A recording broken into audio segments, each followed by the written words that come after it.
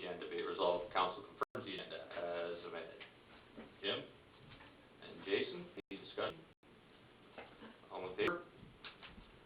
That's carried. Declaration of community interest. You can declare now or anytime through the meeting. None of that. The next motion is that we resolve into the special council meeting into the committee of the whole at 9:01 to allow for discussion for the 2020 budget. Ryan move it and Barb will second it. Any discussion? Seeing none, all in favor? That is carried. Next one is the one. I'm it. Okay. Ryan's moved that I'm it as chair of the committee of the whole. I'll second it. I figured that would happen. Probably no discussion either. All in favor? Yep, that's carried. Thank you. Report of municipal officers. We'll move the report and then we'll find Dave. Resolved that CEO Milner's verbal update regarding council's direction of the 2019-23 community action plan be received as information. Would you like to move that? Okay, Martin will move it. Martin will second it. Hi. Hello. Good morning. Sorry we took so long to get you on the agenda.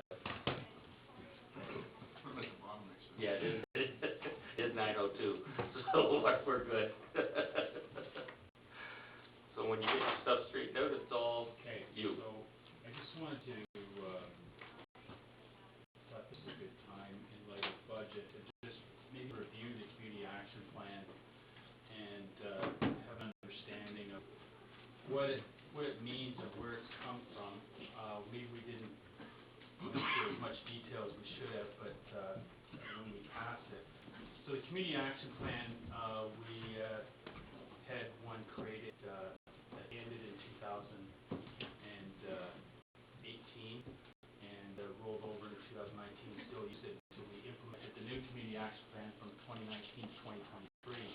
And we had our consultant engage in the community to seek out stakeholder interest in what the community really needed, and that's where we come up with the 6. And I'll just refer to goal number 1 as an example. The 6 goals that we have created were developed by the community action plan outcomes, and they all have actions, goals, actions, and the strategic initiatives were created by consultants. So that information is valuable to us to say, okay, this is what, when the community was surveyed, they're really seeking. And so that can be guidance for us to reflect on and make decisions. There is maybe just to the first goal being attracting and supporting new business on farms or existing businesses and farms. Attracting new, revitalizing downtown Dundalk.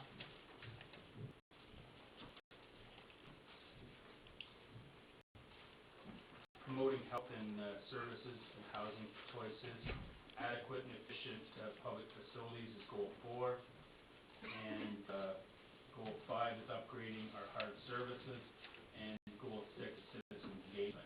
So those were the core goals that were developed. For example, in 6, under citizen engagement, there was 5 separate initiatives and actions from that. And each of those goals have those actions and strategic initiatives. And then staff developed immediate initiatives or immediate actions from those initiatives to implement or complete that goal. We may not necessarily complete all the goals, but we'll make action and advancement on it. So I think it's really important that during budget deliberations and decisions we make that we reflect on that and make sure sure we take that in consideration as to what the survey information, what public feedback was, and that we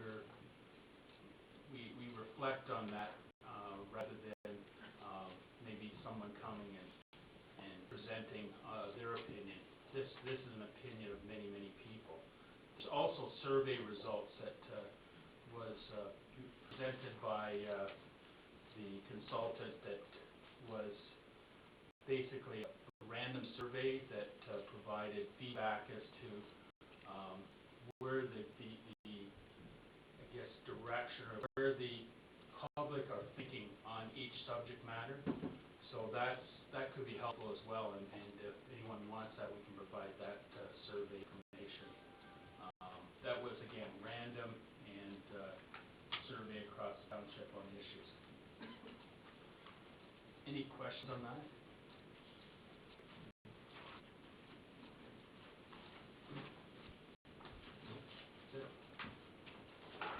Okay. Mark?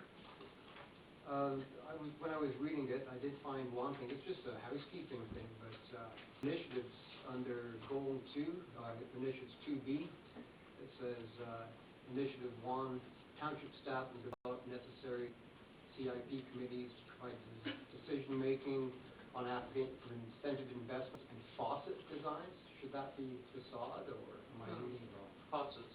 Faucet. Yeah, we've got new faucets. Yeah, we've got the Water department, Yeah, no. yeah. accessibility issues. It will be facade. Yeah, fine.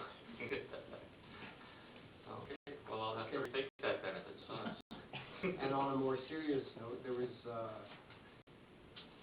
with the, I guess with the page 15, goal 2C and 2E, about the tax rebates, getting the building official to go in for inspections on a regular basis. That will probably affect the budget in years to come, for getting people out there, or maybe a new person. So that will be the responsibility of a few people. So we're in the fire department, we're putting a position or fighting for a position of a FPO or fire prevention officer. And so that would be part of the responsibilities. By law enforcement and building department also get involved, depending on what the issues are. Building would be called in to look at things. And there's also outside sources like ESA, Metro Safety Authority, that can be called in if there's issues. But that downtown inspection piece, we think we've got covered with the budget. So there's another piece to your question? About the tax rebate. So the tax rebate, once we get the budget, that's one of the things we'll be working on next year to really bring that forward. Because it's, to me, it's still an issue that people are sitting on properties because of tax rebate, not be pricing at a price point where they could be really used and rented out at a rate that our businesses could afford to operate at. Thank you. May I have one more for clerk? Yeah, you can have one more. Goal 6C, adopting the Heritage Committee eventually. Will that bring funding if we have a committee?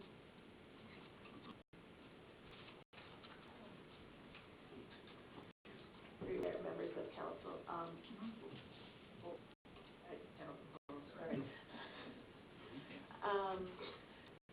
that depends on how the committee is going to be set up, so it's something that's going to be a little bit longer term to look at. It won't necessarily build funding, but it'll build relationships with the Ontario Heritage Trust. Brian? How rigid do you envision us following, Dave? Like, I think there needs to be some flexibility as things arise over the years. Is there a process to amend this, or do we just kind of say, well, that's what it says, but we're going to do this? That's council's decision. I mean, this is a pretty strong guidance document. Yep. You know, many, many people were involved in this. You know, we paid a lot of money for that professional consultation. You know, it's a pretty strong document to back you up in making decisions, I believe. But you can turn left or you can turn right, but this is kind of the center of the road. Go ahead. So,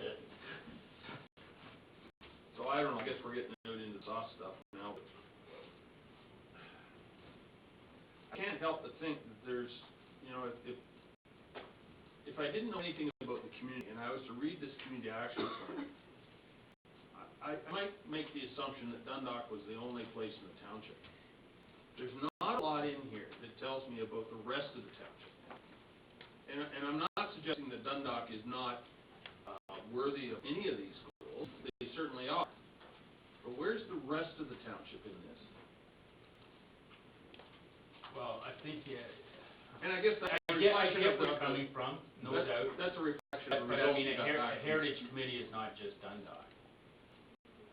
Oh, Well, it is, I mean, you know, I think an industrial park, whether it's in wherever it is, it's about creating jobs for everybody, not Dundalk. You know, so you've got to think broadly, I understand that, but, you know, I'm just leafing through here, you know, Highway 10 frontage, that development is to create jobs for the whole community. So it's I think any municipality, there is a lot of focus on your urban hub, because that's the route that really creates your community to grow, because they provide services. You know, it's a place for you to go do your commerce as a rural member. who goes to do the commerce?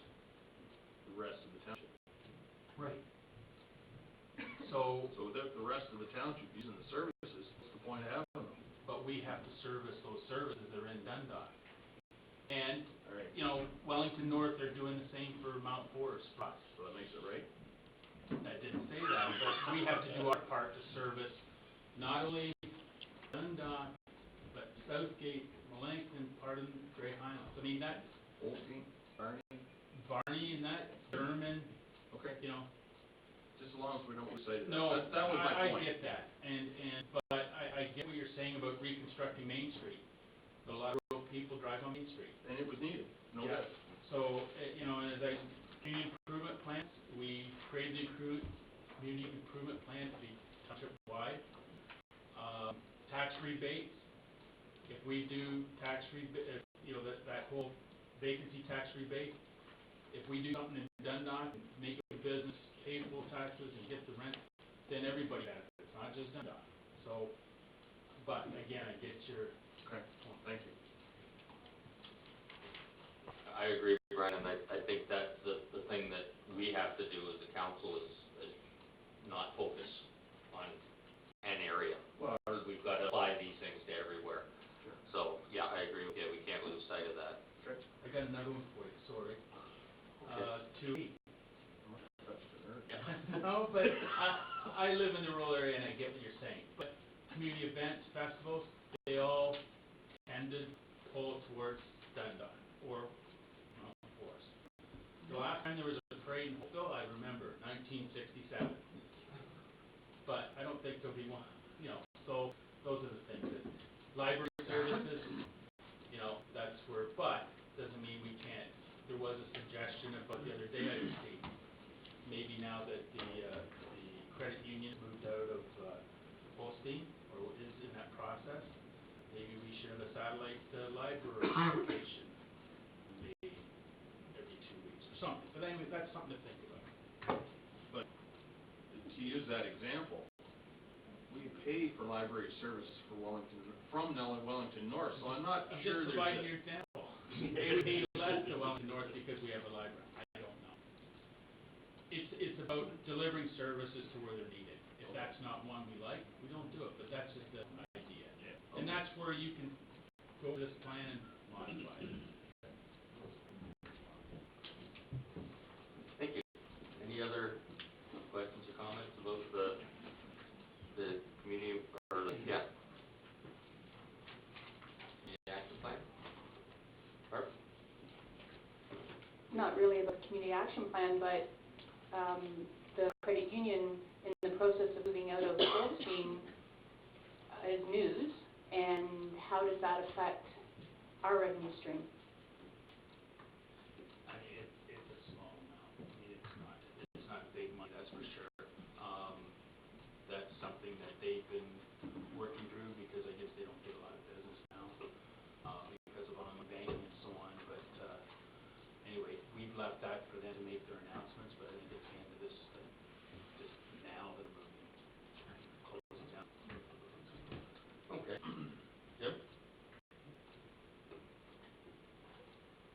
the proposed sale of the lands on Highway 10 and the construction of the bypass, would it be any benefit to get those two items closer together? So, when you talk about proposed, like, just our land that we have industrial, selling it? Southeast corner. Yes, yes. So, again, that'll be a council decision. We have plans right now in the budget to proceed to, design, and, EA is finished, and, then constructing in the next couple of years, so. If the sale of that parcel of land was done in conjunction with the bypass, would there be a benefit to the proposed buyer, knowing full well that there's a road going in? Absolutely, and I mean, the EA is part of that asset, the design could be part of that asset, or design and construct the roadway could be part of that asset, so. But we definitely have to design, where, strategically where that pumping station needs to be located to properly service upstream, up Highway 10 for future, because everything from a wastewater perspective will come down to the south to that pumping station, and then pump up into, cell 1 at the lagoon, which is directly, west of that pumping station location, but that's something they're working on as we speak. That really complicates matters if it goes in as a commercial item. There's heavy industry going in there, they use a lot of water. That force main is costly. Yeah. And that's something we try to do, is make sure we have industry that is not heavy water consumption, but, that's where you kind of lose control when you sell the property to a developer, but, those are things that we can plan through. Okay, Jason?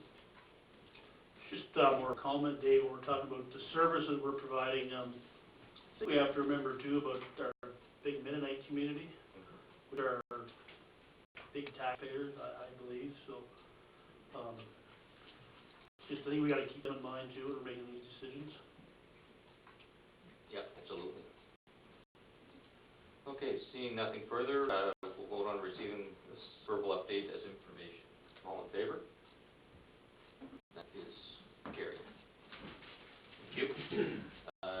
Now we mover and seconder that, Committee of the Whole received staff report FIN 2019-041, the 2020 budget, capital and special projects as information, and the Committee of the Whole recommend to Council that the draft 2020 capital and special projects budget, as presented, be considered for approval at the November 6, 2019 meeting, with the requirement from taxation in the amount of $1,989,811. Mover and seconder for that, Jim and Martin, and now we'll go to Leo.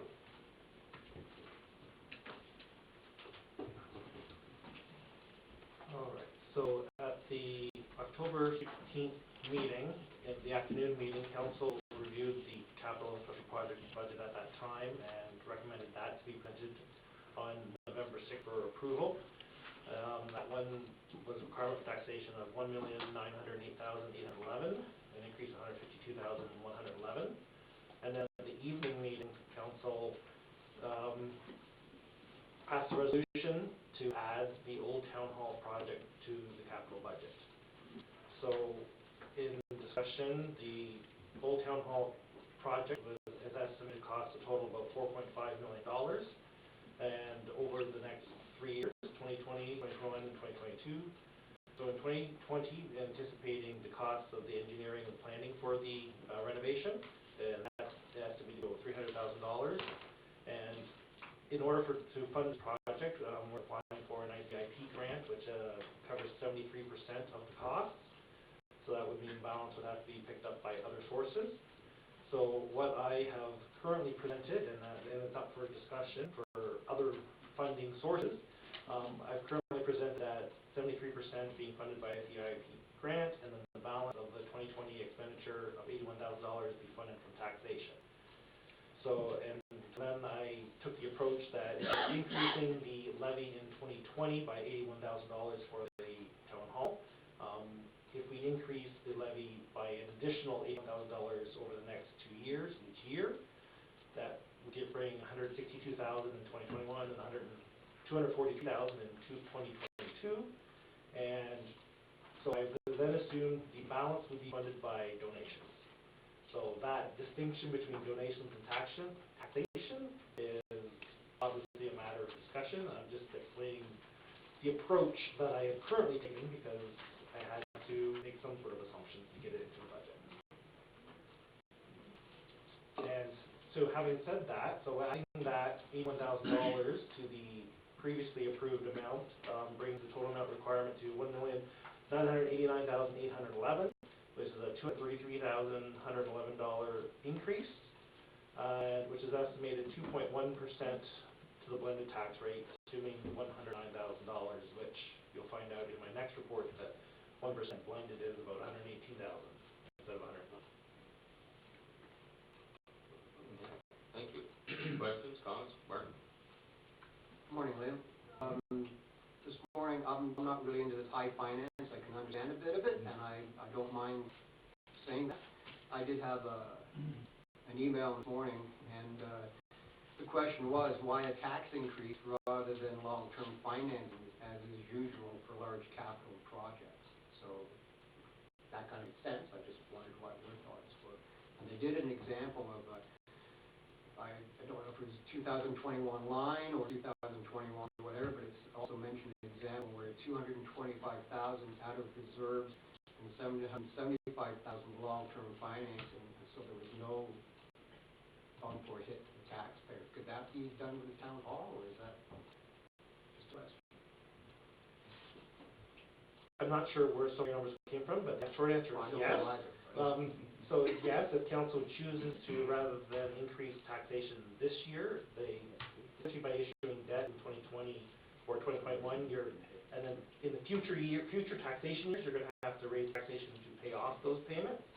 So it is spreading the cost over more years, so that is an option. And I'm not sure where you got the reserve numbers from. Right now there are no specific reserves for the Old Town Hall, but there are other reserves for the other projects that is doing that. That's why I think they're allowing 2021, it was a budget loan or something. I don't know. I never had a chance to look at it this morning. That was the main question. So that's something we can look at. That's something you can look at. So as I said, right now I've assumed $81,000 being funded from taxation. If council wishes to fund it differently, then that is their prerogative. Barb? Through the chair, Liam, the phase 1, 2, and 3, is that based on the Alan Avis report and recommendations that, these would be done first and then the next and over a 3-year project? And does that fall in with the ISIT project, the grant? If we're successful in receiving the grant, are we able to use that grant over that 3-year period? Or do we have to have it done by a certain date? Oh, thanks, Dave. So, to respond to that question, the ITIP grant allows the project over multiple years. The problem with a project like this is spreading over multiple years adds inflation to it. It extends out the life of the project. It creates more mobilization costs of starting and stopping and sort of thing. And I know the Avis report talks about spreading it out over maybe 5, 6, 7 years because there's 1, 2, 3, 4, and 5 phase projects. But when it comes to a mobilization strategy, we have put it in here for 2 years. Like get it done, just get in there, get it done, tear the walls down, put them back up with everything finished in behind it, not remobilize. And that allows for 5% inflation index on 2019 numbers in 2020 of the whole project, and 50% inflation index on 50% of the project that's left over for the second year, which is 2022. Barb? That's great, and I'm pleased to hear that We want, if we get the grant and it's moves forward, there's a lot of work to do, obviously, that it's a let's get done as opposed to dragging it out, because otherwise you're just opening the doors, closing the doors, opening the doors, closing the doors. We would also, obviously, everything is dependent on the grant, we would obviously need to find or discuss with the community care people alternative location for that. Is the VON office vacant now? Or would there be an opportunity with the Southeast Grade Community Health Center at the Earth? Yeah, there wouldn't be enough space for the, I'm not sure about the VON, there wouldn't be enough space at the Erskine, because they are increasing, ramping up social service issues. There could be some storefronts or something that could accommodate, but Like when there's something to add to that. Something up and down in the back there. VON has been rented to someone else. Okay, thank you. Okay. And just to add to what Dave said, this timeline, part of it was doing the application for the grant, working with Dave and Team Town Hall. This is what laid out to them. And just so that everyone knows for timing, we're looking at probably April before the province will approve their portion, but then it goes to the federal government. So it's probably summer before we'll hear, and that's why in 2020, the most we could get done is the engineering. So this is looking at starting early 2021. Any further questions on that? Dave? maybe I'll just add into this. Now, so these are what Liam's put in here for taxation and donations pieces, kind of placeholders. That's what he's put together. It's really important, though, between now and council meeting next Wednesday, that there's a decision made of what that split is between donation and between taxpayer contribution. Now, I got a letter or an email this morning from Team Town Hall about this whole piece of there's a partnership piece, and if you're a partner with the township, you have to be you have to be a not-for-profit organization. Team Town Hall isn't. So now there's some question, and Team Town Hall's talked to Janine Dunlop, same person I'm talking to, and I think we have to get on the phone with her together. They're telling Team Town Hall one thing, they're telling me something different. But the issue is if what I was told is if they were not-for-profit, they could be partners. They fundraise and be part of our municipal contribution. If they're not-for-profit, they're an organization outside a not-for-profit entity, they have to put their contribution in as other in the application. So we have to determine that. I'm not sure the conversation with Janine, just to be fair to her, was understanding that whole scenario, because she played both out to me how it could work. So again, I think it's really important that we determine the amount of donations you want towards the project, the municipal contribution towards the project, because we have to split that out in 4 ways in the application: federal, provincial, municipal, and other contributions.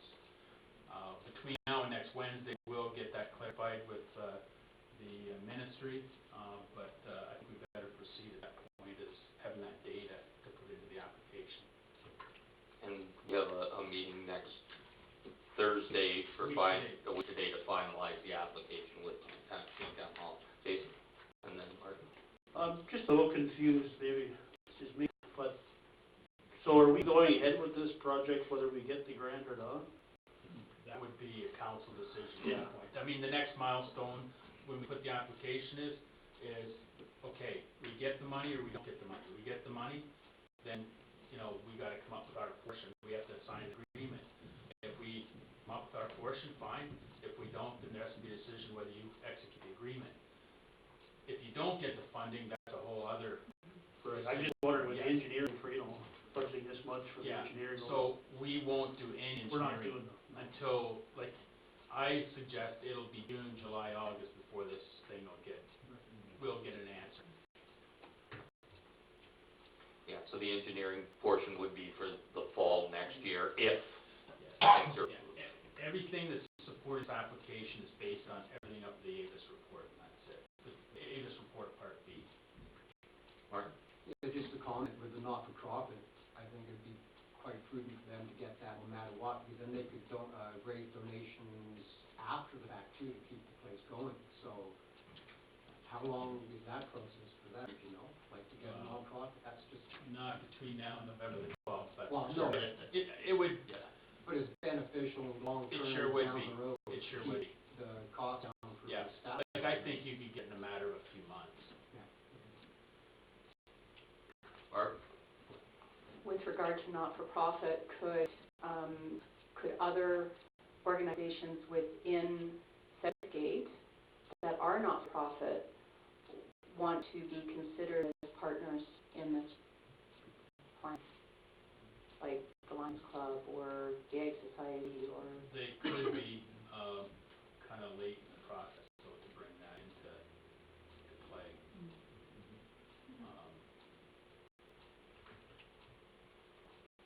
Yeah, we've had 2 meetings so far to get the application done, and we're, like I say, next week, everybody's bringing back quite a few things to just see if we can't finalize it, so it's in the time. Any other questions or comments? So I guess what it comes down to is you need some kind of direction on, So the discussion, the actual decision I'll be asking for in a report to council for next Wednesday. So the staff report coming, and what we are looking for in that staff report outcome would be a letter of support to go with the application. So council resolution saying you support the project and the ICIP grant going in. And the other portion is what portion of the 26.67% that township required contribution or so, what portion of that should be fundraising and which portion should be taxpayer dollars. okay, thank you. And for this, be presented as, when we have to agree to have this presented as, for approval at the next council meeting. So any further discussion on what we have here? With the motion that we have in front of us, is there any further discussion on that? Brian? I'm a little concerned if we're being asked to recommend the draft capital until we see the operating. Because there may well be need to do a bit of straightening between the two budgets. Would it not be more prudent to, I don't know what that word, negotiating? Is that better? Is it more straightening? In any case, would it not be better to set the draft capital and special projects aside until we have a good discussion on the operating, and then come forward and approve both at the same time, possibly? To me, ultimately, your budget is not approved until the final budget is approved. I mean, we approved the capital, but now we're amending it. What we'll bring forward down the road, December, whatever, will be a budget, period, combined.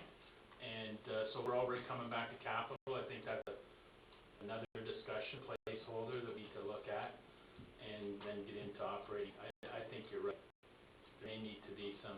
But that's not Trading. that's not what the motion says. The motion says we're being asked to approve it, the draft.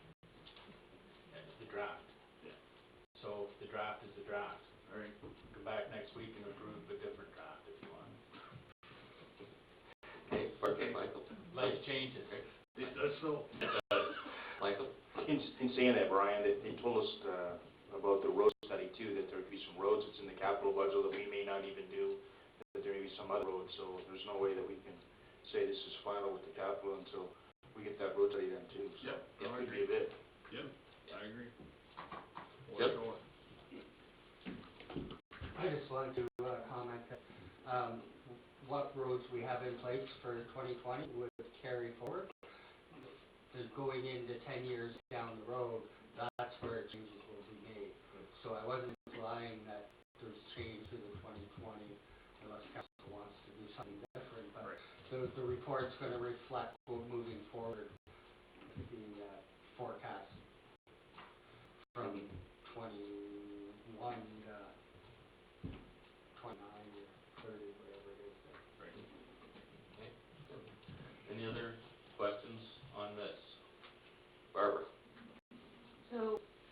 I agree with Brian and about,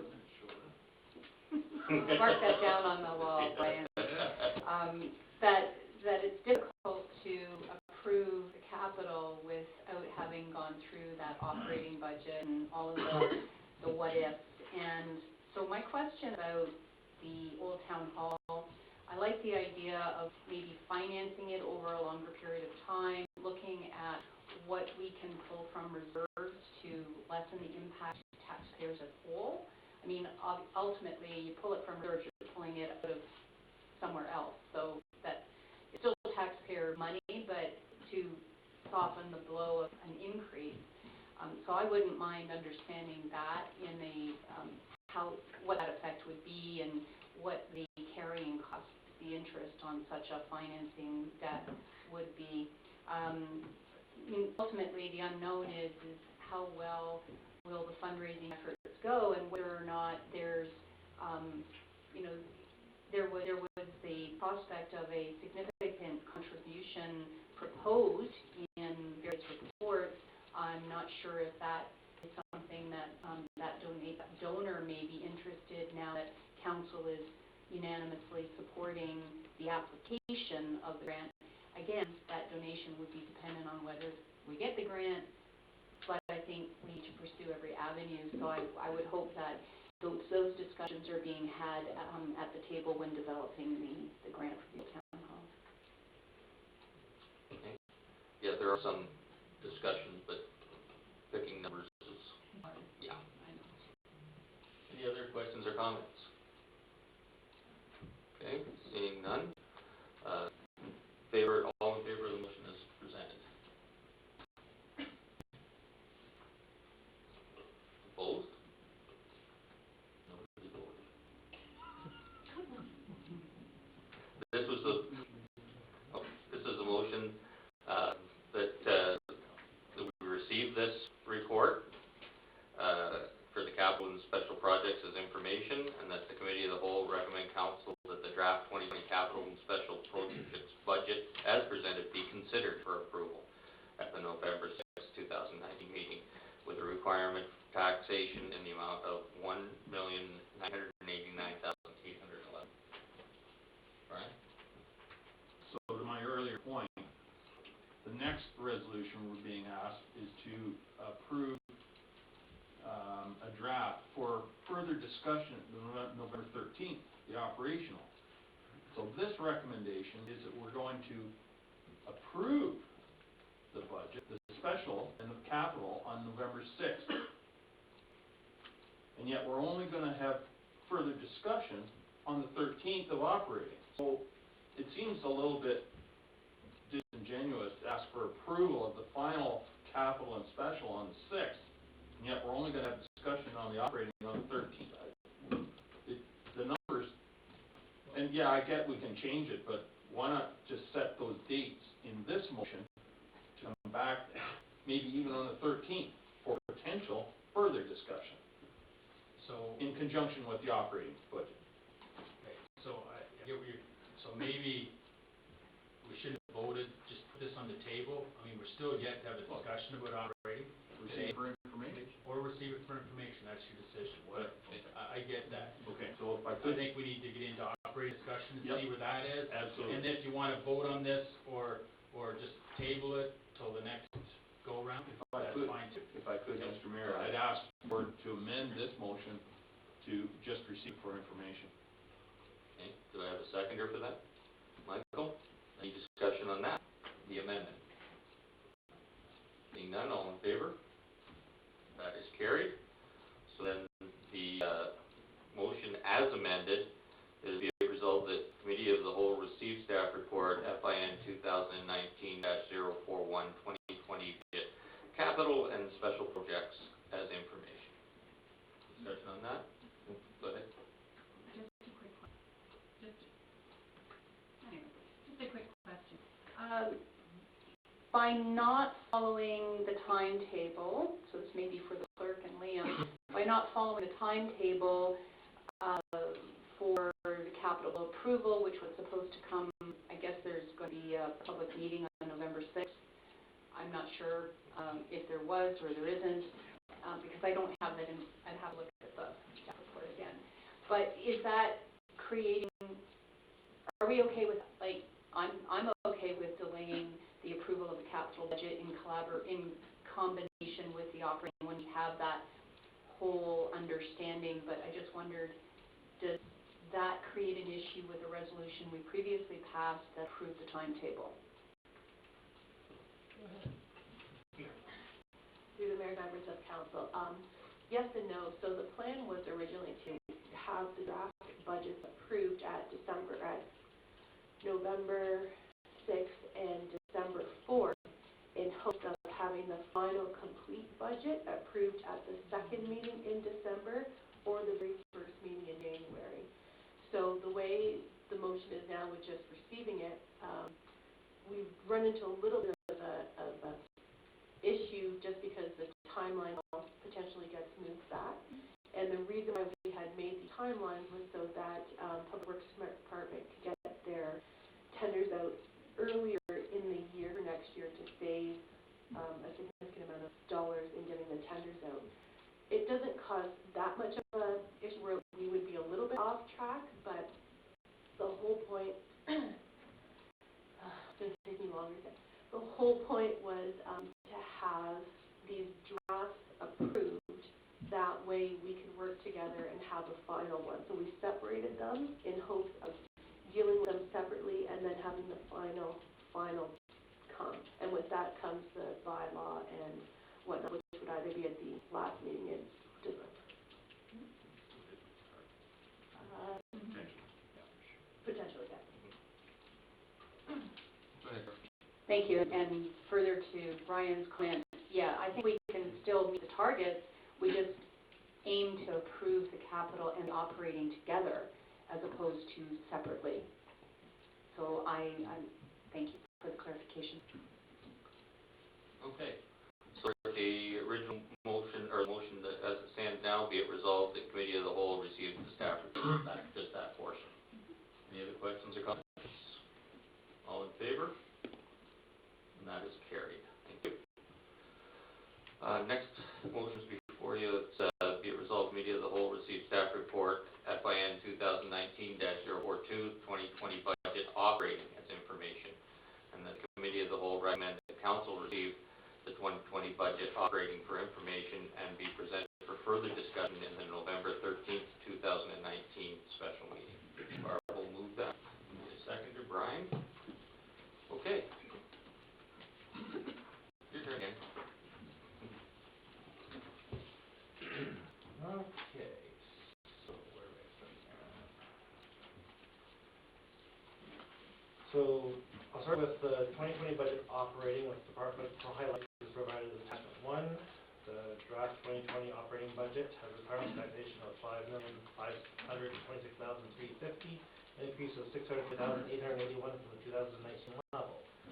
So the version presented reflects that the capital component of the capital funding component of the operating budget is the $233,111.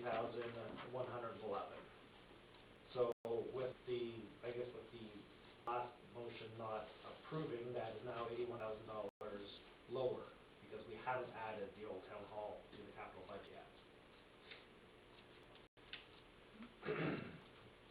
233 adds the 81 in.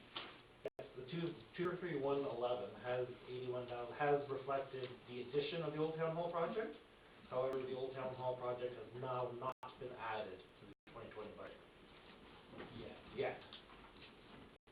Because we didn't approve it, we just received it for right?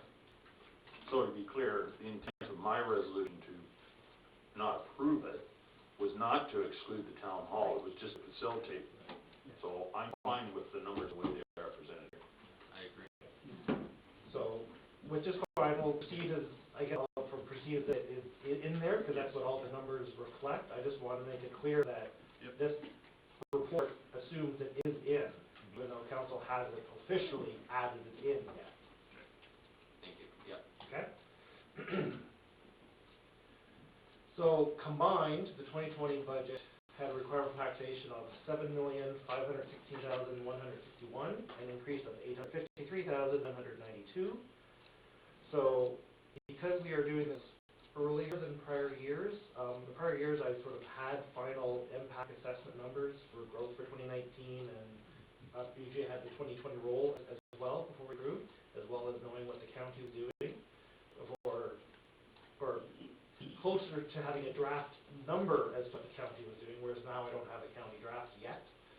So I have made several assumptions in order to determine what the blended tax rate impact would be. So I have assumed that, so based on my assumed assessment numbers for 2019, which I haven't got the final report from impact yet, growth for 2019 will be about $285,096. And for the purposes of this presentation, I've assumed the county's revenue neutral tax rate. So based on my assumption for growth, I've applied that revenue neutral impact to our tax rate to the tax rate of the county and the education. So, which obviously is not accurate, but I don't have any of those numbers, so that is the assumptions that I've made. So that, and then because last year the county increased their revenue neutral tax rate by, I think it was 1.7, I've just assumed a 2% increase for the purposes of this presentation, and a 2% decrease on the provincial education tax rate, because that typically has been the trend for the last few years. As the province as a whole has assessment growth, their education tax rate usually drops because the assessment amount has not. So those are the very key assumptions that I have made, and obviously as I get more accurate information, I will update those projections. So having said, using those assumptions, a 1% increase or decrease in the blended tax rate is approximately $118,577, compared to the $109,000 that it was last year. Does anybody need a little further explanation on those assumptions?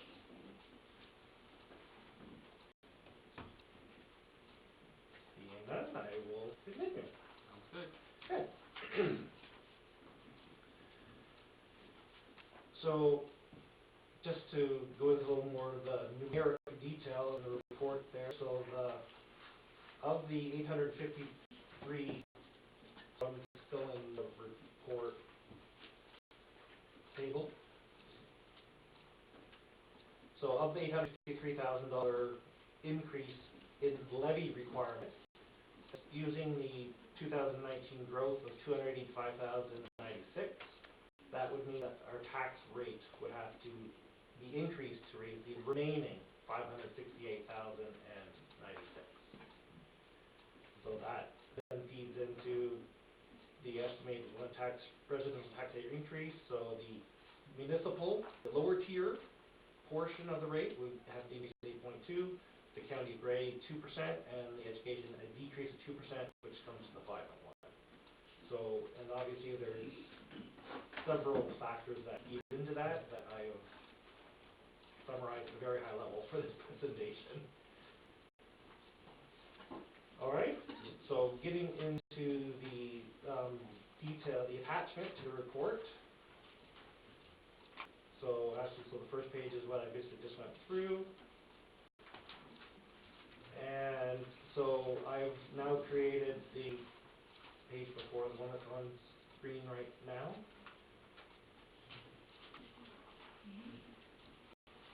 All right.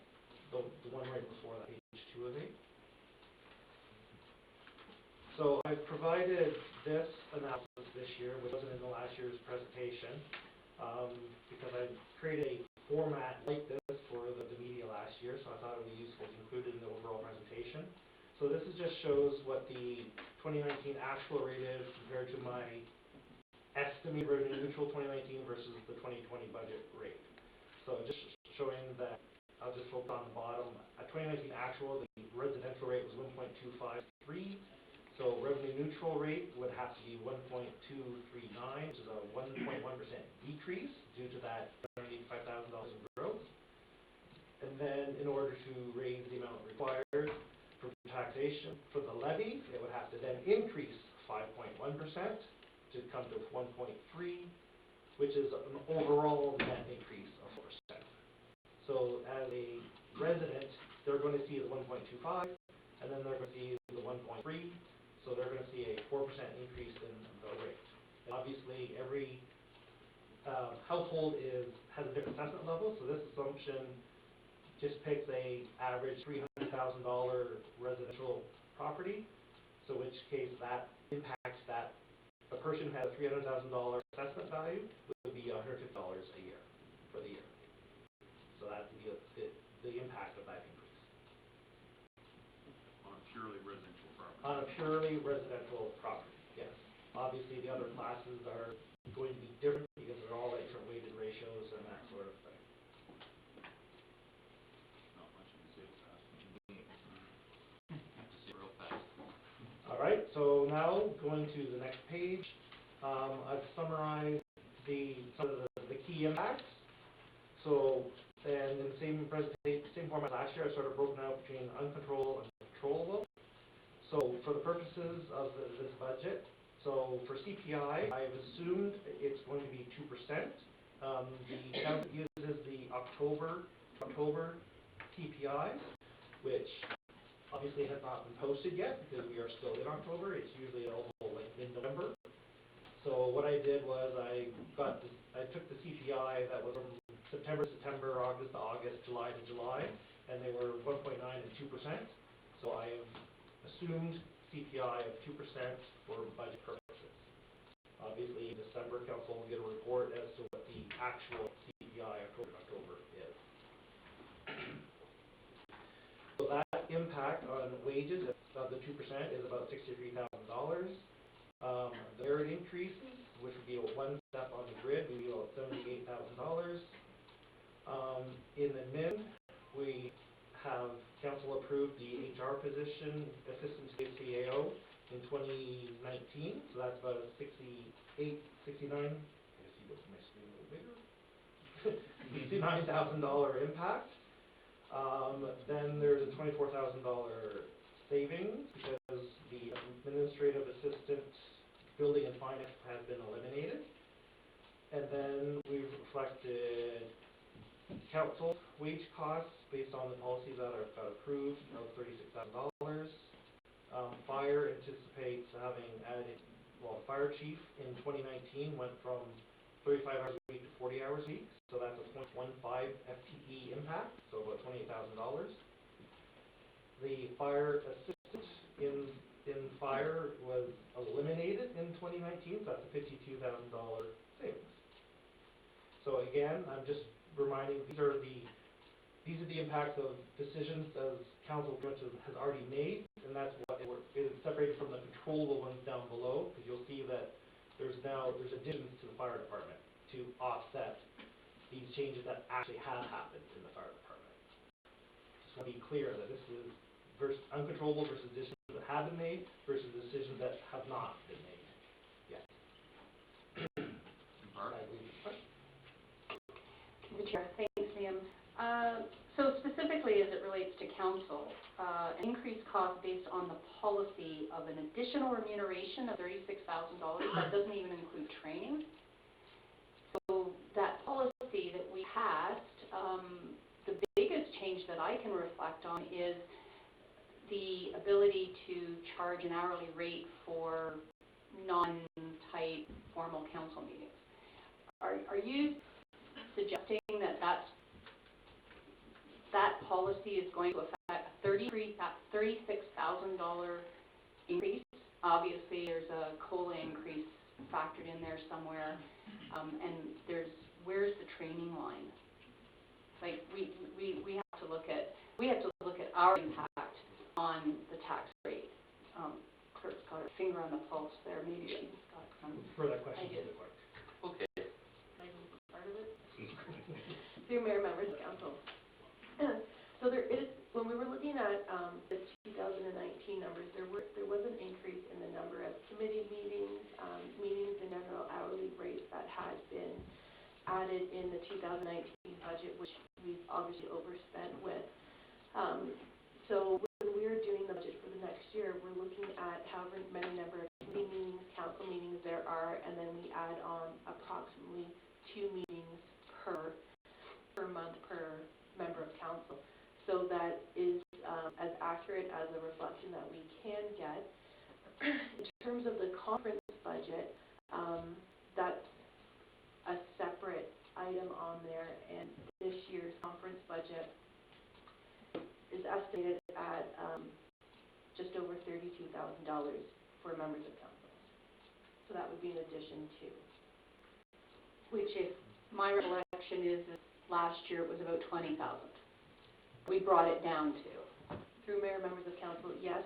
The way the policy is written now is that members of council may attend three conferences.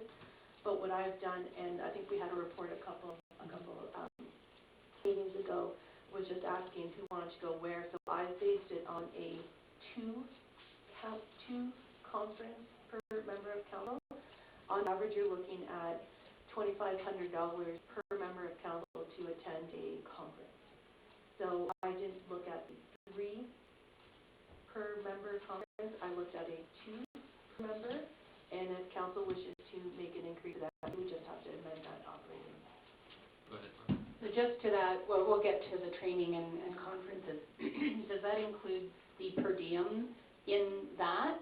So are we still counting that in the 36,000? Because per diems attending conferences would also be included in remuneration. So I'm just, like, 36,000, we're increasing remuneration, 36,000 over prior year, and you're proposing a $12,000 increase in conference and training. We're looking at almost $50,000 more costs that we're contributing as a council. Through member of council, so we have separated them just for budgeting purposes that we can properly reflect. I sent Lindsay an email. Did you get it yet? I'm going to ask her to put it up to show you how I've done that breakdown. So when I do the breakdown, I do include per diem in the conference budget because it's a conference budget reflection. But when it comes out through the timesheet, it will come out, or through the expenses, it will actually come out through and be added to the wages. But we've just made it separate. That way we have a true reflection of what it costs for a member of council to attend a conference. Sorry, I had to take a screenshot of it. So it's on the larger screen. We have it per conference, the dates, the location. Some we don't have in the locations. What the registration costs are, the travel associated approximately, depending on exactly where it is. If there's parking, what the hotel costs are, how many hotels, the meal allowances, because we still have to budget for that meal allowance, even though members of the council may not utilize that full meal allowance. And then the per diems, what that cost is per member, and then who would be going to what conference. I don't think it came out at the end, but it's $32,366.29. So that's how I break that down. Yep, go ahead. Specifically. Yeah. So we approved some of this attendance, and I know, I'm pretty sure that Roma registration's been done, but we haven't done all of this registration yet, have we? So that if we decide that,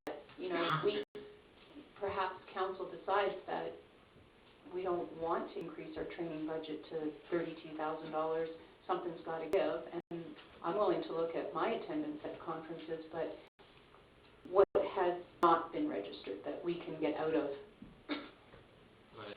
Through mayor, members of council, so the 2 that we have registered for are OGRA and Roma, just because they are in January, and we've always done that in the past where we register because with the hotel, the closer you get, you don't get any room, and trying to get that early bird rate. So those are the only 2 conferences that we've currently registered members of council for.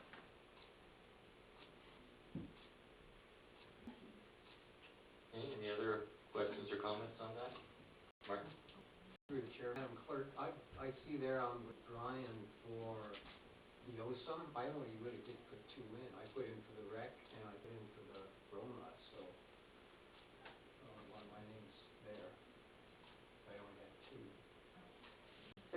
Mayor, members of council, that was, the third conference, so we haven't, that should have been in blue. Oh. So that's why that's in red, because we're not sure if that, it would be attending that. Well, I only put in the two, so I booked my year accordingly just for those two, so I'm not in, Okay. Any other questions or comments? For Over, I'll just, I don't know, for Over, I haven't sent in registrations yet, but the hotels have been done. I'm just waiting on it, so it can be, that can be filled. Okay, thank you. at the end of Madam Clerk, with the one in Blue Mountains, I'm only 40 minutes away. We had that discussion. Would you be getting any itinerary before that you could get to me, or would it come through the internet to me personally? Because I don't want driving for that distance, even if there's something at 7:30. If I see the itinerary, I can have a look and get there for 9 if I have to. So, Yep, remember, to Councillor Sexton. So sometimes they don't usually have the conference information out as soon, but there are events that go into the evening and into the morning. So when I looked at the cost of the mileage and everything, the hotel costs aren't that great considering, and because you'll be there for a number of days, most have stayed there just because there's evening things, and it's just, and in the winter it's more of a safety thing too. You wouldn't want driving back to work, but if it's your preference not to have a hotel, you can always change that. Anything further on that portion? Oh, because everyone's something to think about there anyways, to see what we can do about cutting back. Okay. Turn it back to you, Liam.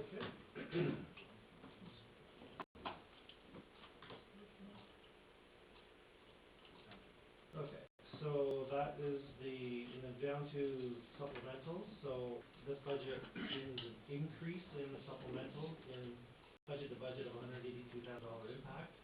Obviously, assuming the growth we had experienced for 2019 is comparable to the growth. Apologies. Supplemental, $182,000 increase. That's assuming as you saw in the title page, last year's budget assumption for growth was about 55,000. So now I've used 285,000 because I'm assuming 2020 is going to be comparable to 2019. And I will just remind council that I don't anticipate 2021 to be quite as high of a number. So, but I won't know that until next year. So that might cause some budget pressures in 2021 when the supplemental aren't as high. So in the OMP grant, budget to budget, it's an $18,000 decrease. In 2019, the budget assumed a 10% decrease. The actual decrease was 13%. So that created, I think it was an about $21,000 shortfall in 2019. However, the OMP grant has been announced for 2020, and it's actually $3,000 higher than the 2019 grant. So just want to remind you, the OMP grant has actually gone up by $3,000, but the budget impact, is actually $18,000 loss, because I didn't anticipate as big a drop last year as actually happened. And then bank interest, the interest rates have gone up in the previous years, and balance that we carry in cash on hand went up, so another $45,000 in bank interest. And then the OPP contract costs are a $31,000 increase for the year. So all that nets to a $20,000 impact of the uncontrollable costs. Any questions on that portion? Okay, so, right. Yep. So then under the controllable, what I've listed as controllable costs, budget anticipates the addition of a finance FTE for asset management, 58, and then the impact that is 58,000. I think I've assumed 11 months of the year wages, because as I believe other reports will show to council to meet that July 1st, 2021 deadline, we have a lot of work to do in getting our asset management data updated. Will this be a contract position or a permanent?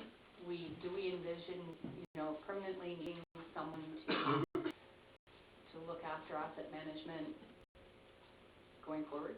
Or Yes, are we so- looking for a contract to get us up to speed?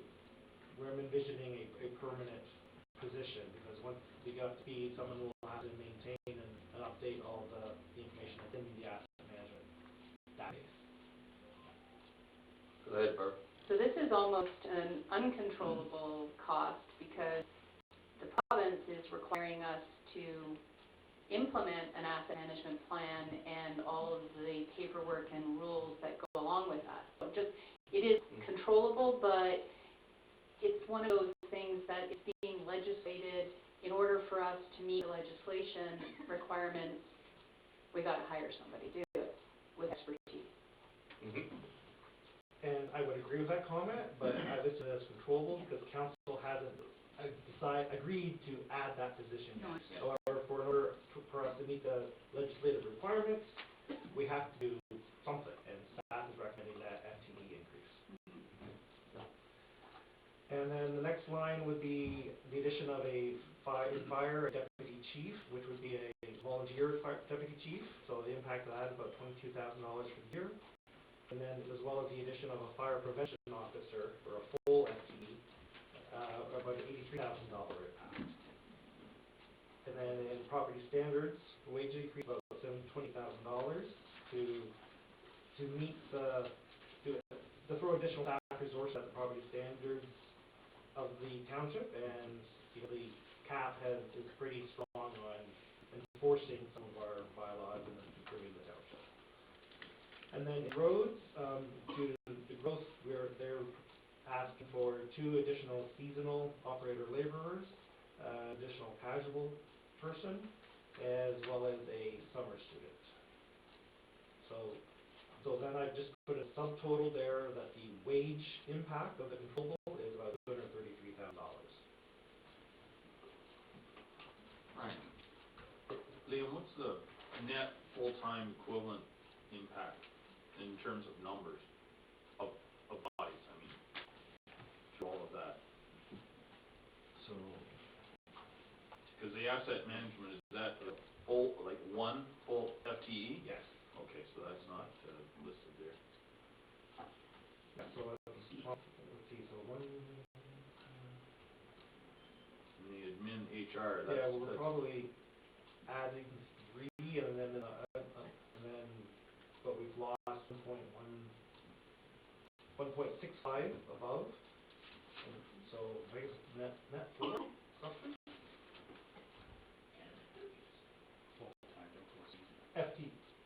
FTE impact, seasonal isn't all year round, but it's full-time for 4 months, so it's point something of an FTE.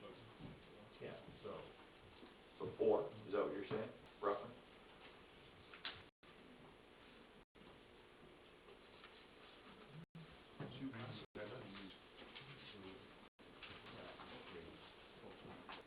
Well, maybe it's net 3. Let me calculate that here.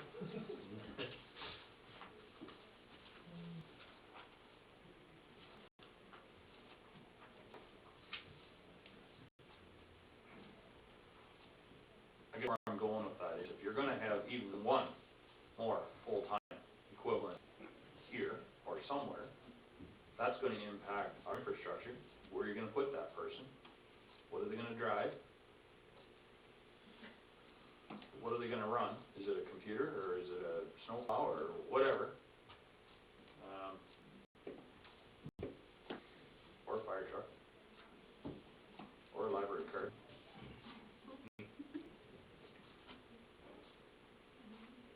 Or the clerk's pen. Whatever. The point is the ramifications down the road. So I think, it costs money to add those full-time equivalents, and Yeah, it's not just wages. no, exactly, thank you. Yep.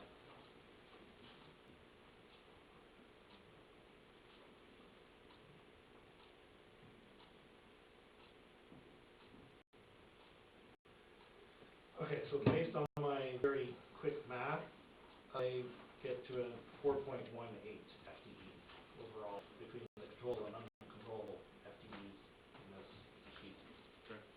Thank you. Okay. Any other questions or comments? Okay. All right. Barb? So with regard to the fire and the positions being proposed, fire committee had discussions, but there's no recommendations yet for these positions. But I wouldn't mind hearing from our assistant fire chief as to how these positions will help him, because from what I understand, that our fire chief's been, up until now, and historically, have not been able to get anything off because we're not adequately staffed or support. So what are your thoughts on these additional positions and how will they benefit our township and you? Well, we're thinking of giving them half-hour off week now. A whole half hour? Well, not in a row. Is that up for debate? Go ahead, chief. So to answer that question, the deputy fire chief in the FTPA states that a fire chief, in the absence of the fire chief, deputy chief is to fill that role. And so currently, what it works out right now is if there's a structure fire in Southgate, as a chief fire official, I have to be notified. If Wellington North, such as in Holstein, they want me out there, I have to go out there. So currently, if I leave somewhere, I get a call, I gotta come back. So the deputy chief, what we're looking at for a volunteer is, we're gonna post it out there, try internally, so if I leave for a week of vacation, they don't necessarily have to be at the fire hall working, but sort of like a captain right now, where they get a stipend or extra amount of money, and they just have to make sure they're available in town for to get that fire call, or if they get complaints, they can go deal with it. That way it lets me have 2 weeks vacation, or I can leave town on a weekend or something like that, because currently right now, if any, like I said, structure fire goes on, I have to be there. So it relieves me, it lets me have some time off. Which you need. Yeah, and it also provides a role too, if, for example, there's something going on, I need an extra hand, that's a sort of a senior guy, that's, the guys are able to look boards and help out. As for the FPO, it goes back to the township downtown core. Right now, we only do inspections on complaint and request. So technically, once they build the building, we can go in the building department and look at it, or if we get a life safety complaint, or if they ask us to come in. But how do you know, like, if you're at a restaurant right now, once they build it, we're not allowed back in there unless someone requests it. So how do you know they're still keeping up to safety, fire code, and all that, you know? So you're trusting that business to where you're going to sit in there or shop in there, that everything's fine, where maybe it's not. So other townships have done it where that's up to the council to approve that as well, where we can do annually inspections of commercial buildings. That way you make sure they're still keeping up to code, they're checking the fire suppression, everything like that. So that's for you guys, and we are going to also try and incorporate either some training or some admin into that position as well, just to try and fill those hours. And then we can get out to Varney. I know Varney Raceway's never been inspected, to my knowledge, so. Barb?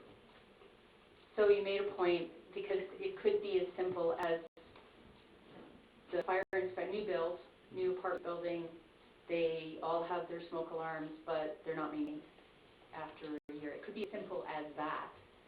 And I noticed that you're inviting people to invite you to inspect their smoke alarms.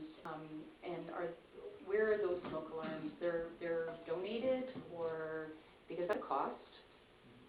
Actually, the topic of the smoke alarms and where they're coming from, the person that's donated them has asked us not to announce who it is, That's but fine, yes. but they're donated, Yep. and so that, but it does take time, takes our people's time to go and do those inspections. And I think from a safety for the entire, for the individual, and for neighbors, I think it's important that we seriously look at that position, both positions, because we don't need you going off on sick leave because you are burned right out, pardon the burning part, but people need vacation. You need to be able to de-stress, and it's a very stressful position, so. So with regards to that, like the mayor said, we can't disclose who donated that yet. That will be coming out in the near future. But, so last night, myself and 3 others started in Dundalk. We're gonna go to Holstein on Friday, to include them in it as well. We started in a section of Dundalk. I probably ate it to about 25 houses. Completely, if they want to let us in, they can. Based off that, I would say about 95 of those houses were non-compliant. So that's just a number, it's kind of scary just to think of that, so we replaced smoke alarms and that. That was my guys to not billing completely, we did it volunteer work. I'm asking my guys if they want to do it, it's volunteer work, we go to the doors, because obviously we want to help the community as well.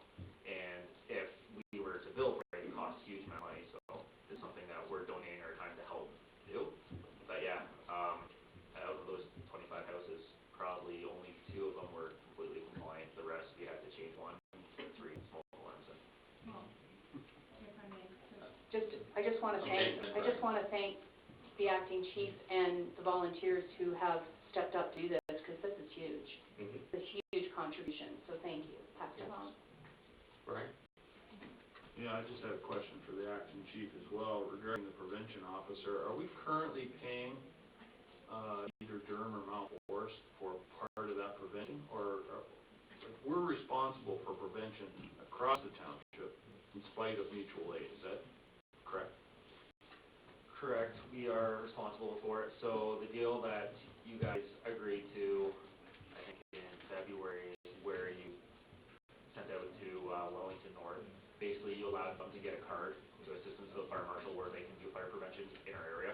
So the way it worked a couple months ago, before me do is, if we request Wellington North to do fire prevention, we are paying them hourly for that. So currently right now, I am the only one doing fire prevention here, and like I said, it's request and complaint. So with adding the extra fire prevention officer, I can delegate him the authority as well, expect, and then you guys can ramp it up if you choose to do annual inspections of commercial buildings, and we can go through Holstein, Dundalk, Barney, and like I said, that way we know they are compliant. When you go to those businesses, you can assure your residents that if they're going to Barney, if they're going to buildings Dundalk or Holstein, that they are meeting fire codes, so they are safe that way. Thank you. Thank you. Yeah, and there's a financial side to this as far as a long-term thing too. When you do those drop-in inspections, other people notice and they start hearing what's going on. A lot of times it's things like blocked egress for getting out of, like, a lot of places will have boxes in front of the fire escape and things like that. But that'll cut down on the response costs fairly drastically once down the road. So it'll allow you to keep the numbers probably down near where they are now instead of drastically growing. So fire prevention is really good. Any other questions on that for the chief? Dave? We got an FTE update. So Lee and I are pretty close here, but if you add the additions to 4.2 FTEs, that would be 0.4 casual for roads, 0.4 casual for roads, a fire FPO would be 1 full, asset management person would be 1 full, fire assistant would be 1 minus, fire chief additional hours would be 0.15, admin assistant coming out of that roads building combination finance was the minus 0.5, an HR position add of 1. So when you take and then we got bylaw enforcement of about 0.25 that was really coming out of building time. So if you add that in, we have 4.2 adds and 2.7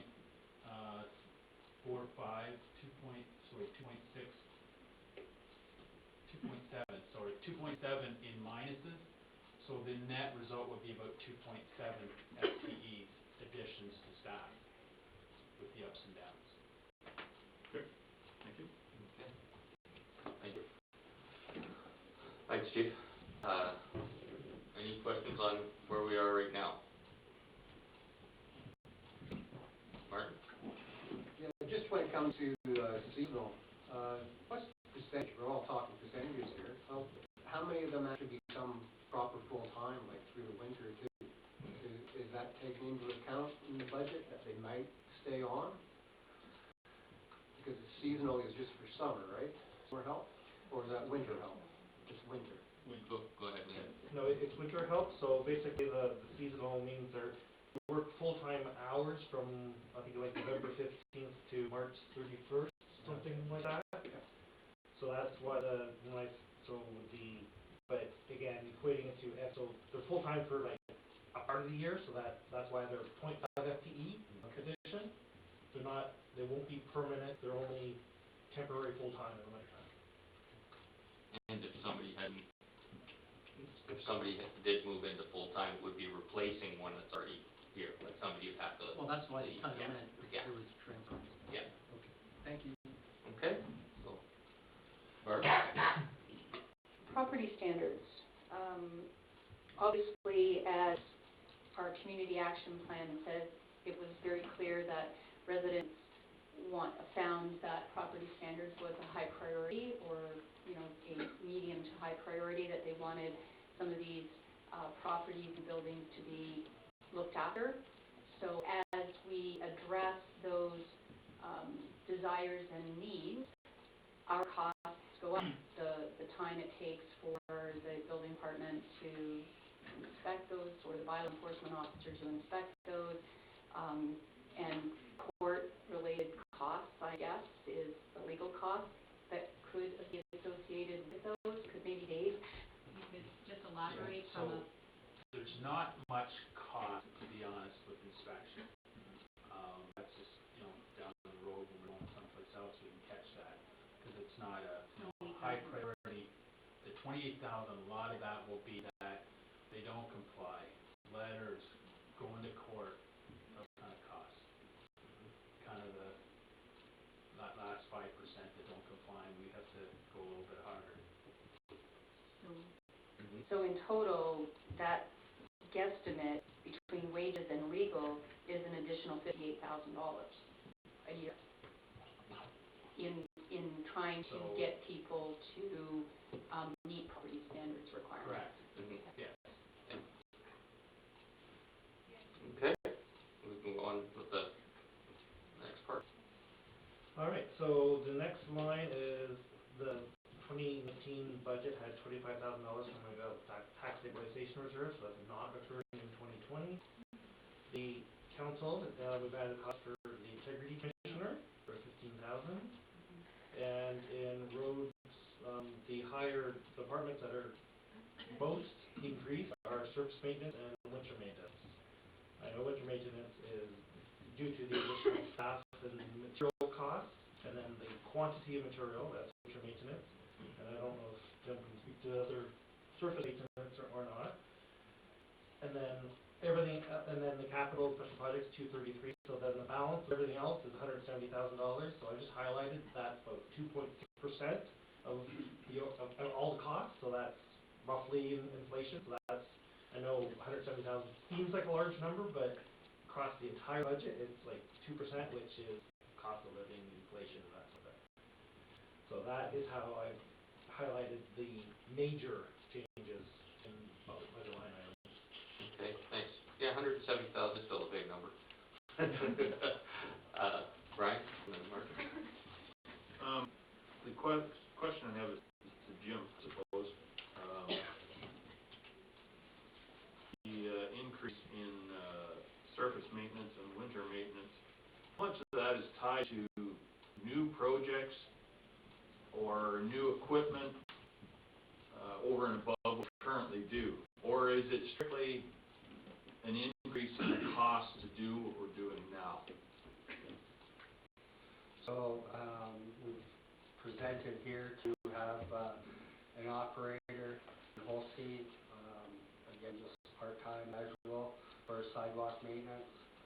We have a piece of equipment, we may have to elaborate on how to stand with it a little bit further, but we have the equipment to do that.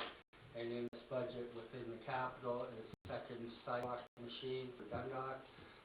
That would bring an operator into play if, depending when we could get that machine. So we've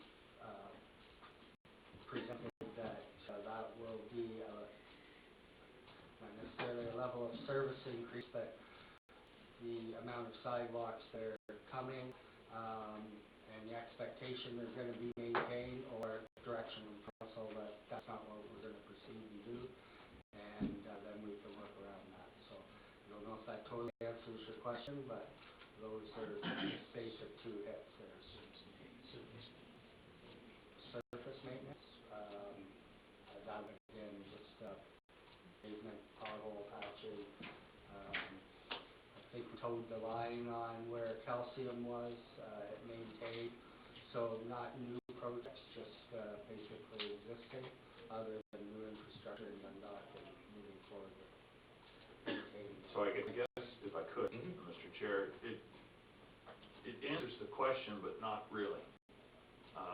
I see, going up and down the roads, I see a lot of maintenance that's not getting done in a timely fashion. And I really want to see more maintenance get done.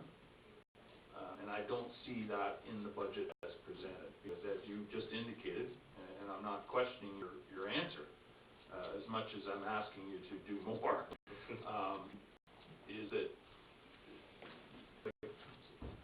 an example would be how many kilometers of pavement gravel shoulder did we maintain this summer? I'm going to guess 0, but you tell me different. So we, all the new pavement had shouldering application put to it. We actually have some room still in that budget for this year for operating, because some of that was tied to new capital work. So that Sutherland machine was coming in to do some of 15 again with gravel application for the shoulder. We have this year taken on, because of the backlog of last year of not being able to do culverts on 75, we've done them efficiently and more economically than what the budgets were of $350,000, and we're doing them for $150,000. But again, that's taking our manpower and placing it there, and then just doing S1AP just within the last 2 weeks because of some other holdback there with that project. So our guys have been busy with the capital work, and we get that. Again, that was because of the deferral a little bit last year that brought us having to do more this year. But we recognize that, and we are working towards more maintenance to happen coming forward. Okay, thanks. Martin? Michael has his hand up. Is it about roads? Or Yeah. Go ahead. Okay. Well, in the same token, Jim, I'm just wondering if there's a way that we can, down the road, if we can hire more work out for the construction part of things versus us doing it in-house, it would be beneficial so that our guys can focus more on just doing the maintaining of the roads versus building the roads. I know there's a bit of a cost, but we're losing out on the other part, so like potholes, if that $69,000 is to fix potholes increase over last year, that's a lot of potholes that we're putting out there for $69,000 per surface. So I just kind of wonder where we break even, where we can hire trucks in to haul gravel versus wearing our own equipment out and using our own guys to do that, where they could be upgrading roads or, maintaining the sides of the roads. I'm just kind of wondering, where you look at it, beneficial for us as taxpayers. Yeah, go ahead. So, yeah, we have brought in trucks quite a bit for some of these projects, and yes, we are using some of our own trucks too because of sometimes availability. That's something we consider. Even just recently in the past year, because we only hired for S118 happening later in the year, hired on a big excavator to do the job. We had put out there, can we get laborers to work on it for us? And at that point in time, with their construction seasons, because we hadn't booked, we couldn't get laborers, so we had to put our forces in the holes to complete the work. So, yeah, I totally get council's understanding here that we are maybe missing some of our targets in some ways, but again, if some of these projects, if we'd only had S118 this year, we would have been out there a lot more than what we were. But because of having to do the two other ones, it's let us behind. Yeah, we can hire out to have the road shaped. We do bring in the hoppers and everything to put in a lot of gravel applications and just at tandem dumping it. But again, we're saving in capital, and I get the maintenance side needs to be addressed, but we have saving some big capital dollars in the few projects that we did as far as culvert replacement.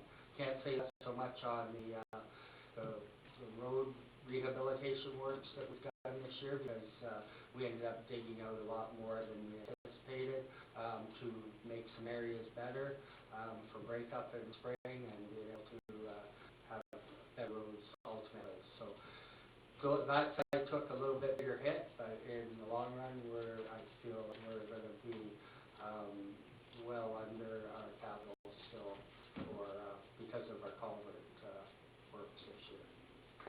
Thank you. Martin? Yeah, thanks. Going the other way, for a very small amount, 0.2%, it's the 15,000 for integrity commissioner. How does that break down? Is that just speculated inflation, or is it actually something that they've given us as an invoice being a firm, or is it illegal, or? To the members of council, Councilor Shifton, so every year we do budget a certain amount for integrity commissioners.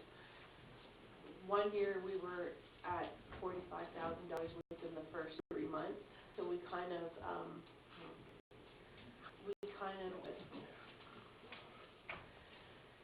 try and budget. We do have a annual report that comes to council, annual training, as well as their retainer that's done on a yearly basis. If that money isn't spent, it just goes into reserves. We hope it doesn't get spent, but we do have to budget for that just because we've got it open to committee and members of council. Thank you. Okay. Anything further on that section? Okay, Liam? All right, so the next page is just the net impact for each of the areas. So I've highlighted the major differences, so I'm wondering maybe the approach to this is to maybe go sort of to bring up a department head and ask them questions on their areas, as opposed to, I just felt the way the happy went. Department heads were coming and going from the table, so Yep. if we could sort of focus questions on a department head responsible area. Yep, that sounds good. How does council feel about a quick 5-minute break? Yeah, I'm feeling that would be good. Okay, let's take a quick break, and then we'll follow up with your suggestion, Liam, of how to do that. Stop calling it recess, because I like recess. You start a game of tag or something, and you just don't want to quit.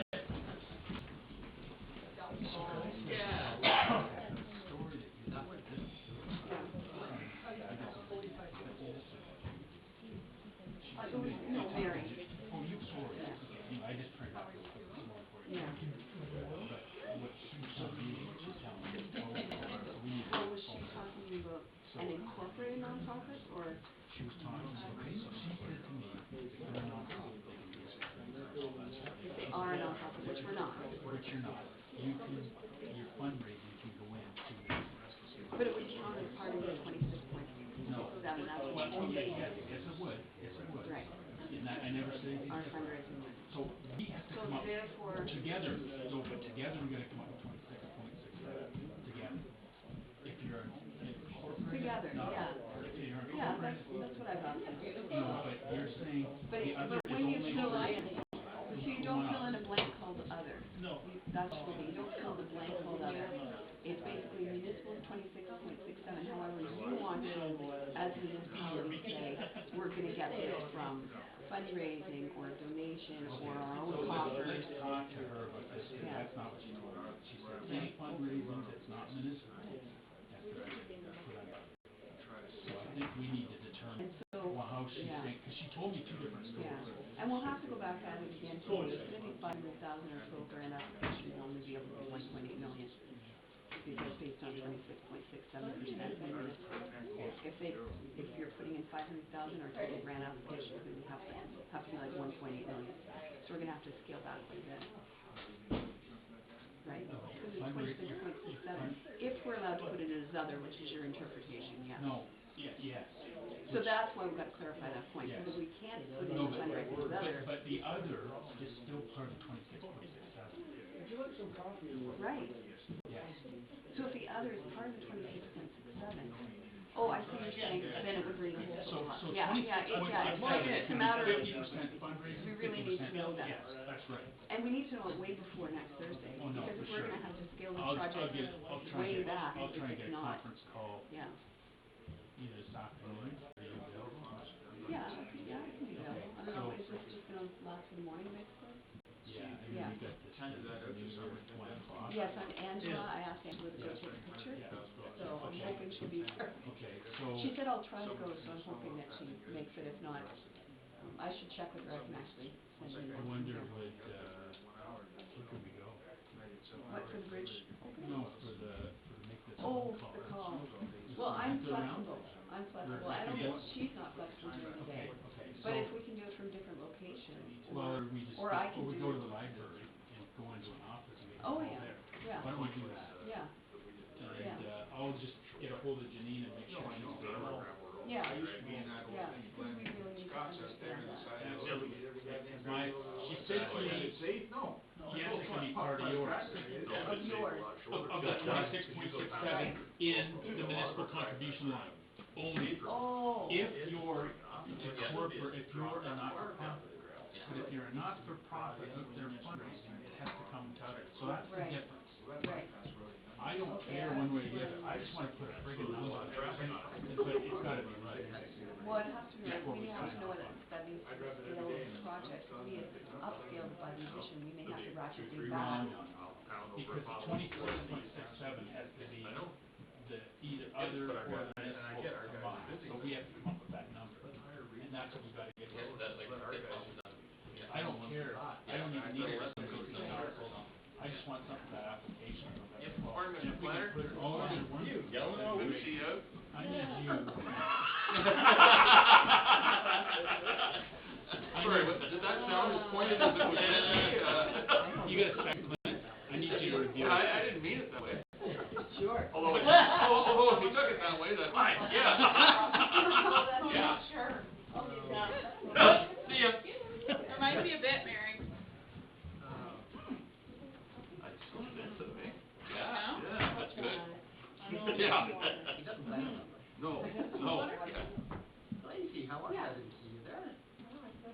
like, just in time to like, park my car on this Friday, and sent me a big warning saying, scared and I'm tired. I'll just drive anyway. Yeah. So it Hammer down. was getting turned off, I called the husband, like, you might want to deal with that. Yeah. We did come home from You work. called the husband. The husband. You know how I get speed on when I You don't say have a the book light? in the Yeah, truck? oh yeah. No, you but- can't say that. I don't know how to use Car an air maintenance for compressor. dummies? Sure, purposely things that I do not learn to do, because I don't want to. I like your thinking. Yeah, I have no idea how to You run an don't oven. get to make my Yeah. son's lunch, that's why I'm tired. Good. They don't, obviously do not. You need to come rescue me. Dum-da-da-dum. Here we go. The knight in shining. He literally works. And it's only him. Like, really, he should have checked that before he left the area. Yeah, right, he should have. Yeah, yeah. And he probably should have had it started up warm for you. He should have. Now So I I give him You credit, talk in to the that. winter, he cleans the driveway for me, and the big part of the garage. Oh, he is. He's a keeper. Wow. For now, It's anyway. been 20 years now, and Oh, the child, well, so. it costs too much to get out now, so. Yeah. How are you, Jason? Pardon? Married at 14? Pardon? Married at 14? Oh, We've been together for 12 years now.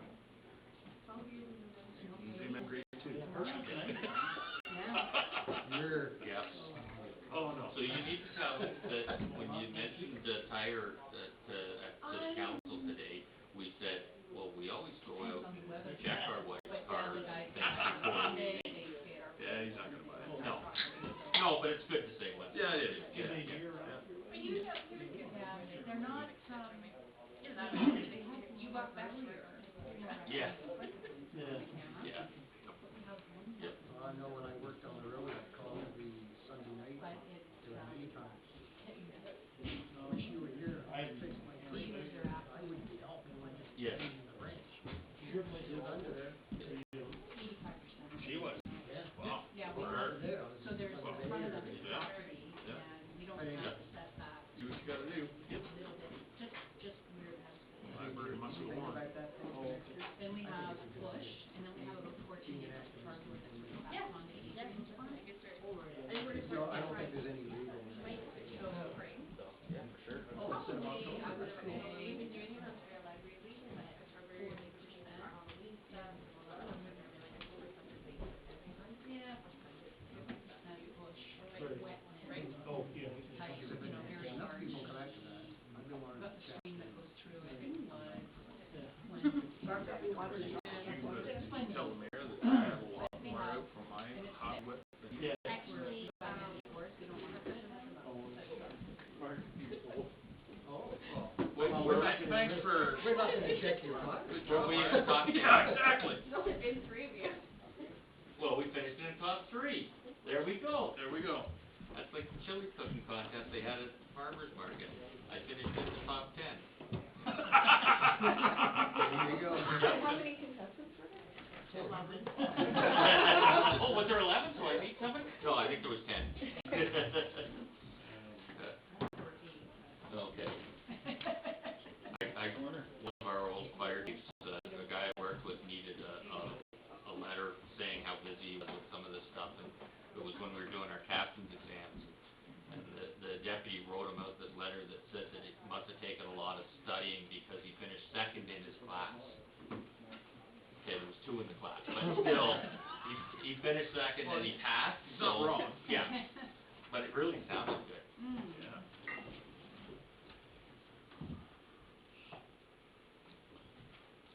Well, council all here, so we'll make the ding noise. There. And then, do you need any of the others to start, or they can come in? Let's go then.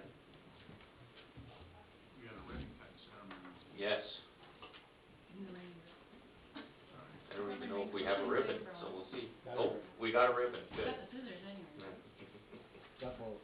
Okay, Nick.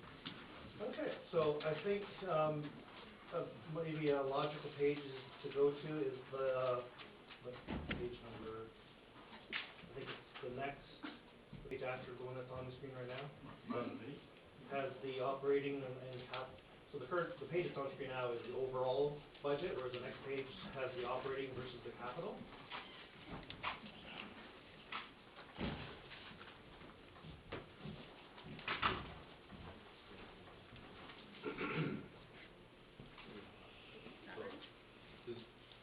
Oh, yep, that's the page. Just because we've sort of already discussed the capital component, so that's why if we look at this page, this is just discussing the other numbers that go into it. So, that's how we start at the first one in council, which would be clerk's areas. So, any questions for the clerk related to council, planning, or the clerk's department, which would be in the administration number? Art? Through the chair, so to the clerk, and I guess that's council administration, kind of it all encompasses in. I've got a couple of questions. We're video recording today so far. Can we understand the challenges that we're experiencing with the video and audio recording, either the video recording not working or the audio not being in sync with the video recording? And is that a capital requirement, or is that our internet issue? And what are we looking at to try and fix that? Because, I mean, we clearly talk about engagement and openness and transparency. That's why we have it, in order to engage the public and have them involved in the comfort of their own home if they so choose.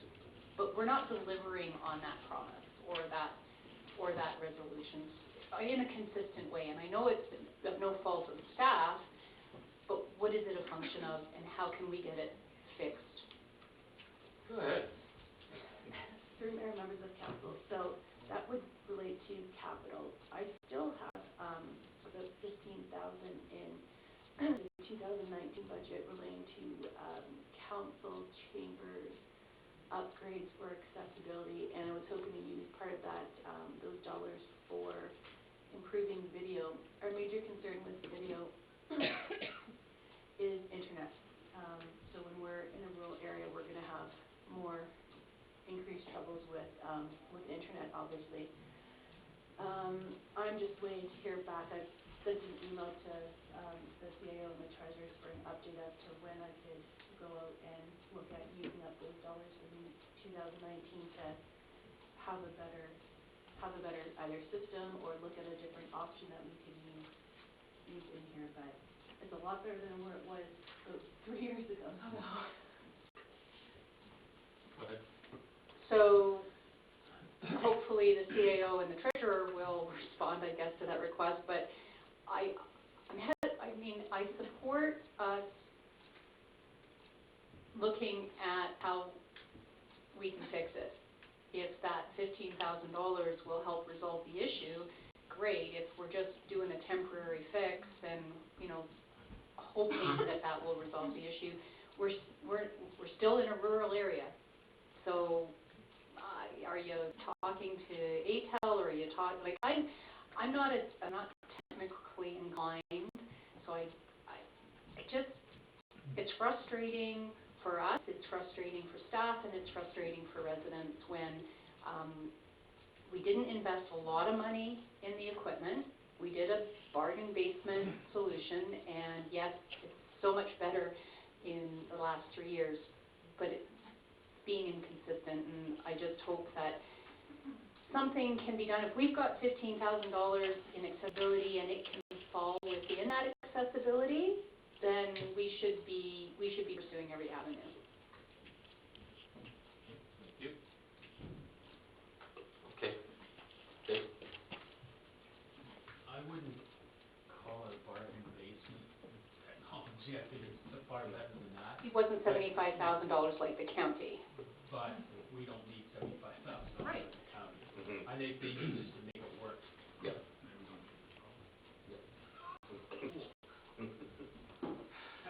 Yes. Okay. Barb? So the next question was, we don't have detail about how we are addressing training and professional development outside of council. We know what we've put in for, but in that administration budget, the operating, how are the professional development requirements for new positions, current positions, training and development, are those being addressed? I mean, we don't want to get involved in the day-to-day, but we do need to know, what conferences are you planning on going to, Dave? What are we doing for the training of the new HR position? Because we made sure that was a requirement in position description. We don't have that detail. Yeah, and that detail is built into the department training budgets. We don't usually present that level of detail of individuals. There's job descriptions that indicate what the training is required for the position.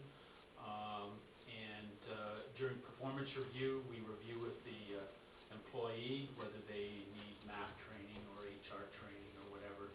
So, to report on that in greater detail to council, we haven't done that in the past, but we've left that to staff and the department heads to make those decisions and make sure staff are being developed adequately. Okay.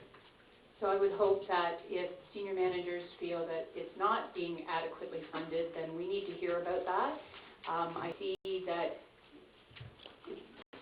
we're talking about a $40,000, I get confused with negatives to brackets. Like, is that an increase or a decrease? Because we're talking about an overall increase of $900,000, variance $244,000 in general revenue. So this is revenue. Help me out So, here, Liam. on this page, the brackets mean that the costs are going up, and there's no brackets, that means that the costs have gone down or there are additional revenues. Okay. So, for example, first one, the $600,000 increase, that's essentially the additional tax levy that we have to Right. raise. Okay. Whereas the general revenues, we're raising an extra $244,000 of, in that area for revenues, and then whereas council, we're spending an additional $58,000. That's why it's bracketed. Okay.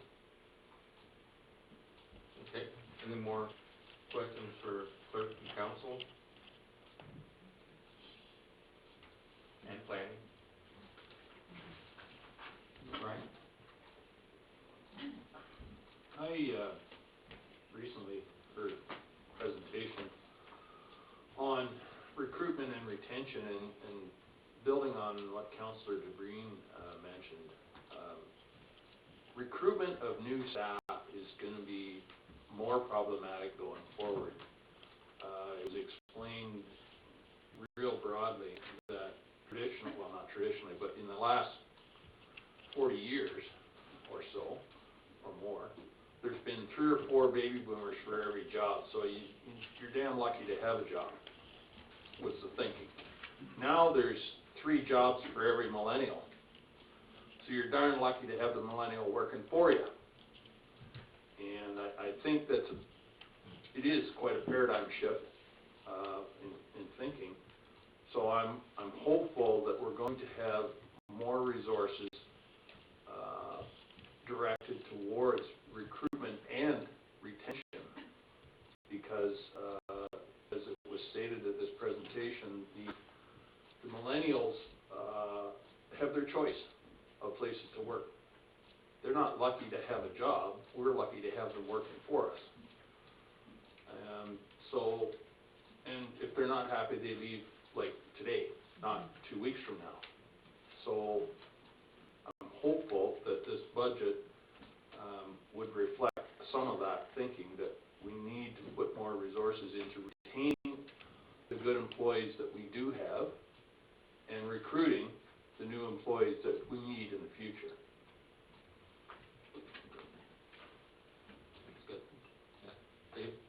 Well, I think that comes down to creating a culture, creating great morale within the organization, working together as much as it does spending money and throwing money at it. And training is a big part of that, making sure. The one thing that we have going for us is people don't want to go to the city, so we're an attractive option to work close to home. We do not do a lot of contracts like other air industries do. We've had good luck recruiting, we've had good responses, even for the position of a 6-month contract. We had 10 applications or resumes. So I was kind of worried about that. We had relatively half of those we interviewed, and we're pretty good, happy with what we've seen. I think we got a very, very good applicant. So anyway, that hasn't been a problem to find or recruit people, but I think the important point is getting them in the door, training them properly, having a healthy and safe environment, and morale. And we need to continue to shove and focus at making sure that happens on a daily basis. Thanks. Anything further? Okay, Dave? Okay, so I think administration is short at this point. We did have it all in one department, was administration, but in the detail, I've broken it out between the CAO, HR, and the clerks, and then finance. So if there are any questions relating to finance and administration, that's where you would ask me. So the 145 is essentially the HR position and the asset management position. That's essentially the largest spend in that area. Okay. Yep. So you said administration takes in the CAO, finance, and Clerks. clerk.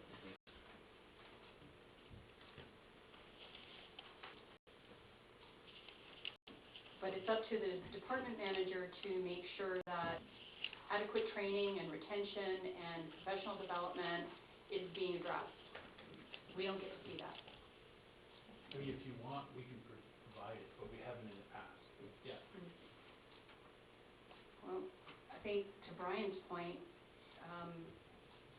we just want to make sure that the department, everyone from whatever level they are in the organization, up to you, Dave, the CAO, are continuing to go to conferences, within reason. Obviously, we have to budget for those things, and we want to know that that we're addressing the needs of our employees for their training and development, their career aspirations, that will then continue to improve the morale within our organization.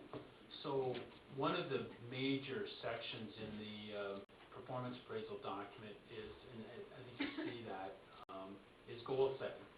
And oftentimes, there might be one or two goals that the department head would take to the employee, but it's a two-way conversation when you get to that point. What's your short-term goals? What do you want to develop? Where do you want to go? Long-term goals. You know, do you want to be this job or do you want to be my job? You know, where do you want to be? So those are the conversations that go on. And I think we do a pretty good job of spending, a fair bit of money on training. We could break that number out as an organization, because it's kind of hidden in a bit in these numbers, but we take training very seriously. For example, right in my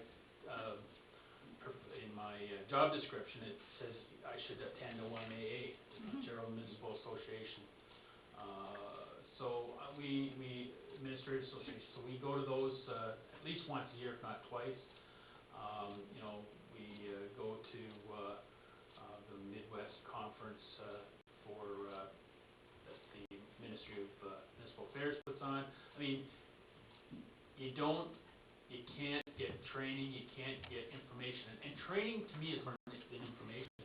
It's attending certain sessions about, we were on health and safety on Tuesday.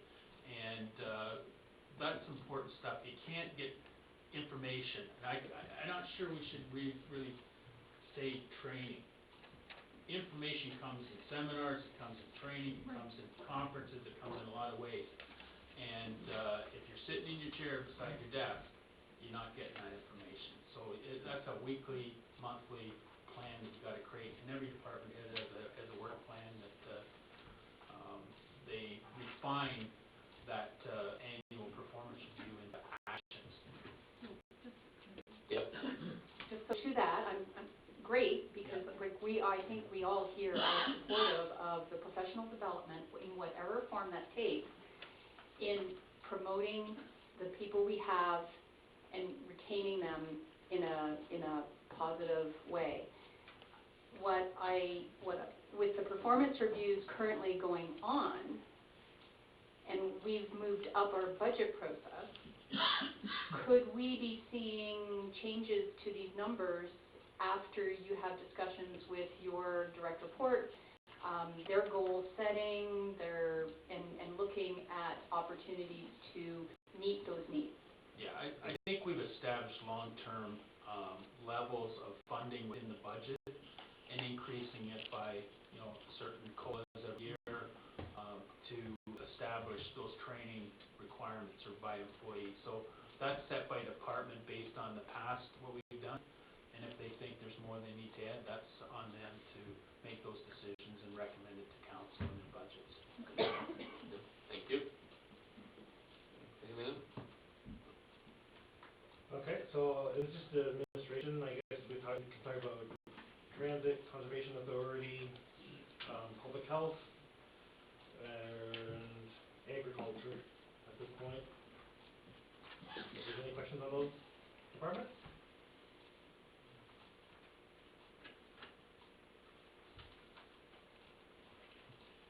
Okay, otherwise, Yeah, Brian?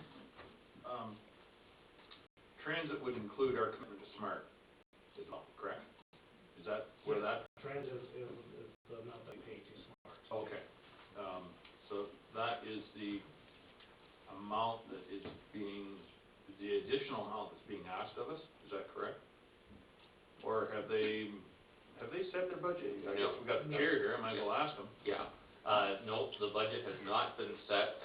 There's a lot of work and controversy going on with Smart Transit right now. The manager wants to raise, our portion would be about 36,000 if he got his way, or 38,000, sorry. And the board doesn't want to go for that at all, but it's a matter of funding, so it's been a fighting an uphill battle this last while. So we will have numbers 22nd of November is when we're supposed to do the numbers, Okay, okay? thank you. And I'll be bringing a notice of motion before that, for, about SMART. Yeah. Any other questions on those things that Williams mentioned? Seeing none, go ahead. So I guess we move on to fire and the fire chief. Is there any questions on fire?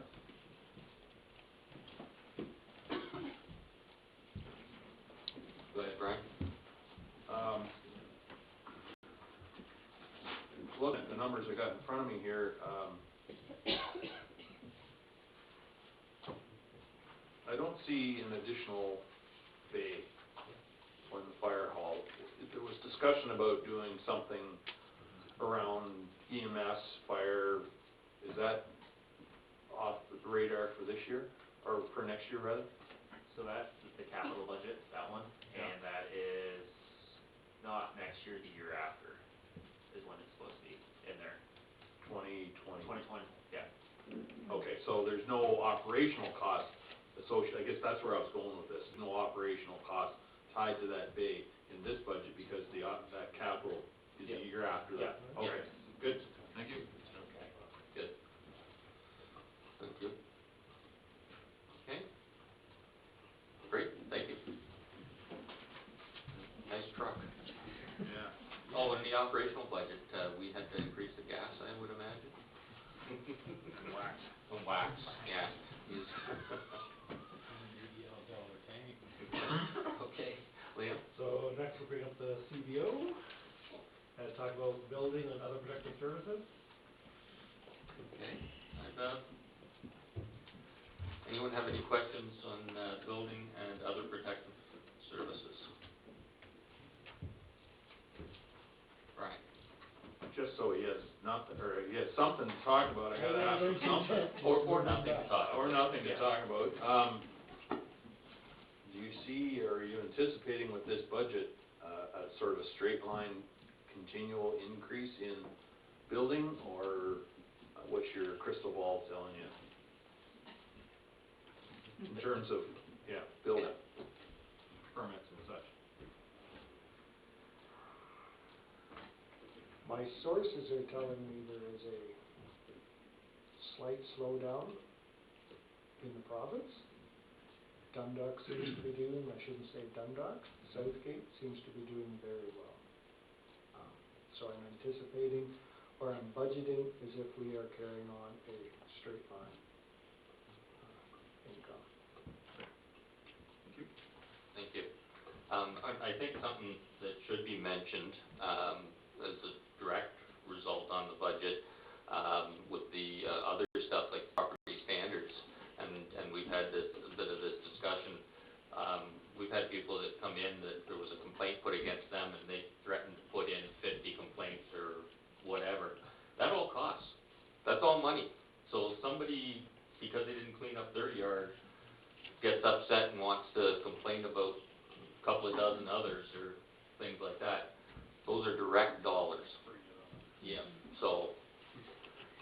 sorry you get into that, but, there you go, Barb.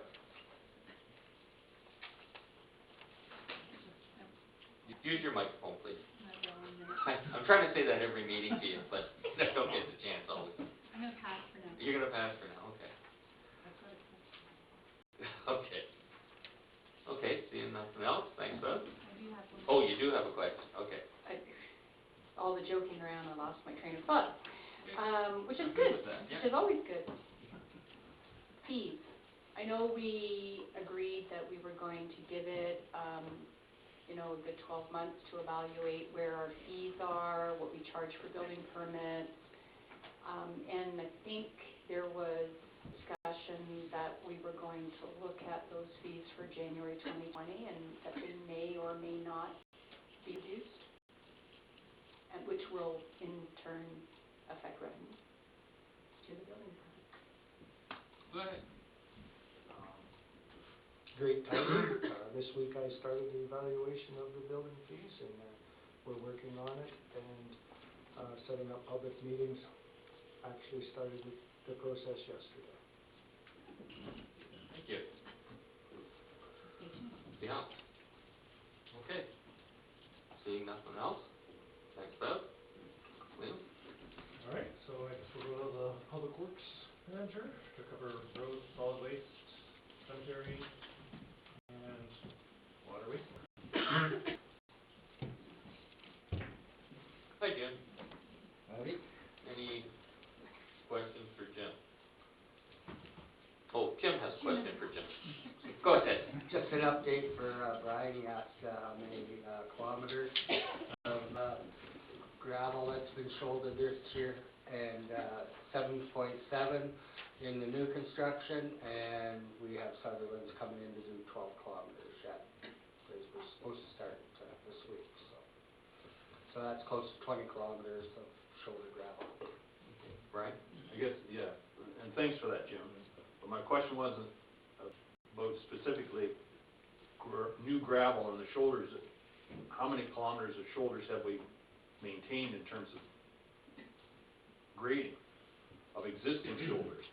Like bringing that shoulder back up to the edge of the pavement so it doesn't break off or wash out, that kind of stuff. That's specifically where I'm seeing some neglected work.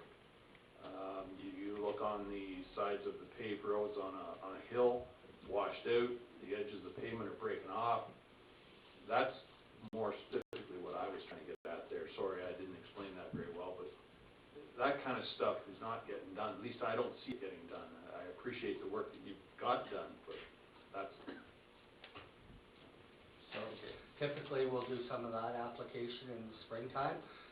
We'll get complaints that you've taken the disc and gravel, taken my lawn away and restored it back to gravel. You see the sods come out onto the side of the road. This year I don't think we've done as much of that as in the previous 2 years. Again, with the spring, and we had a quick start to the construction season, knowing to prep roads to get them paved. So I can understand now what you're saying on that application part. But those numbers were strictly new gravel put to beside the shoulder of the pavement. So, but if we're grading a gravel road, we're getting the shoulder generally with the gravel, but you're talking more of the pavement. Yeah, and the concern isn't on the gravel surface roads, it's the pavement, and I guess, I probably sound like I do sound like a broken record, but, there's things like dead trees and brush, stuff like that just frustrates the hell out of people if they don't see it getting done. And I know your guys are busy, we're all busy, but if there's more work that needs to be done in a more timely fashion, I'm supportive of putting more in here for operations to get guys out there to do that kind of work.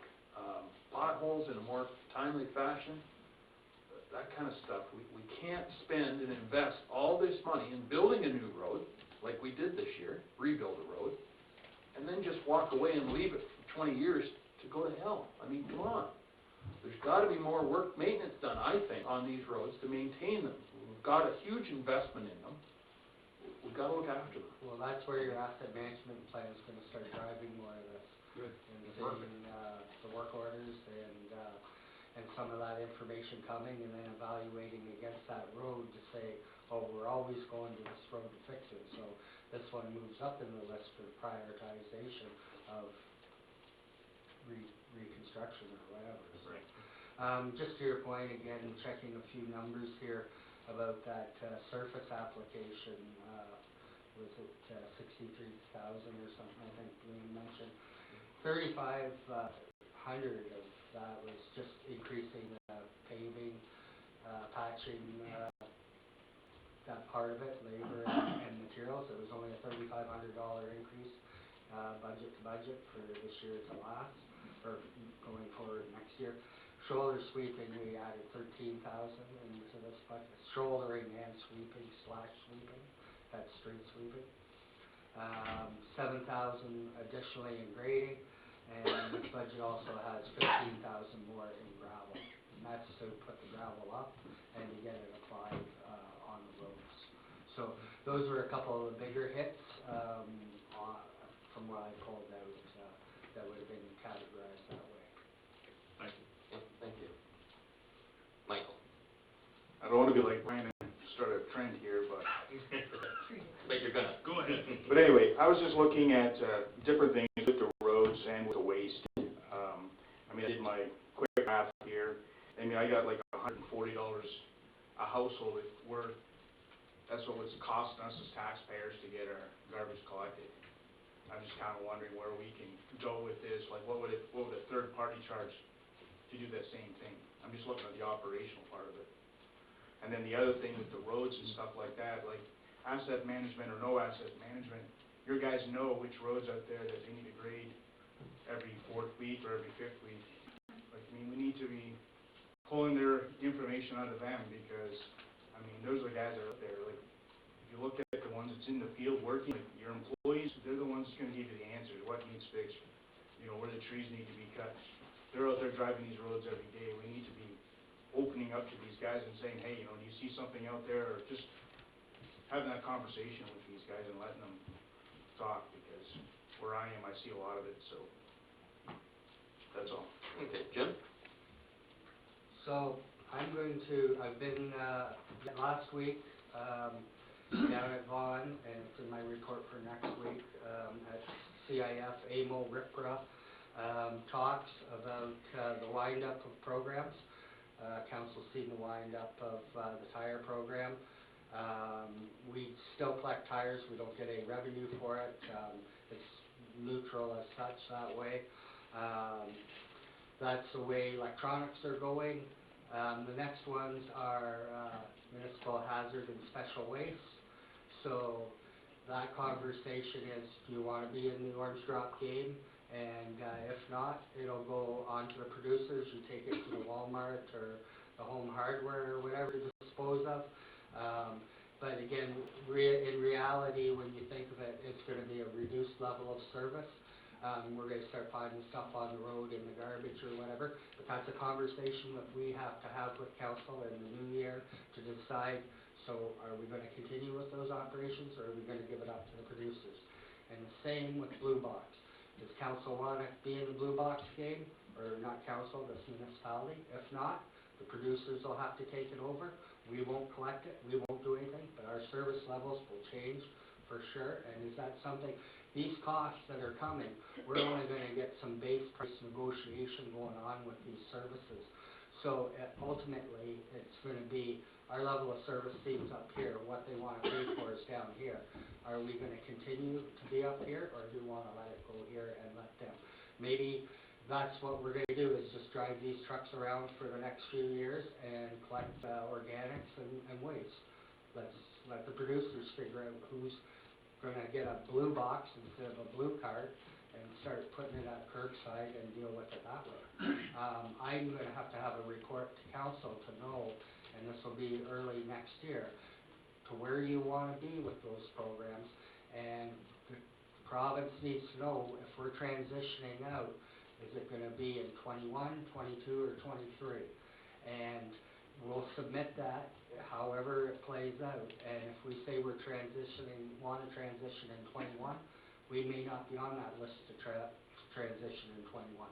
But by '23, the end of '23, all municipalities will have their say in whether they're going to be a blue box game player, or if it's going to be totally up to the producers. Take it back to the Walmart, we'll give you this little blue box to set here, and you guys put it in here, and we'll figure out how they're going to collect it. That's all on them. But I need to know in the first quarter of what we're going to do. That report will come soon. So, again, there could be some cost savings there for sure. If we're not going to be in these programs, we can slash those away. Where we're going to differ with some of the other municipalities in determining where our transition point is, if we have contracts and where those contracts lie.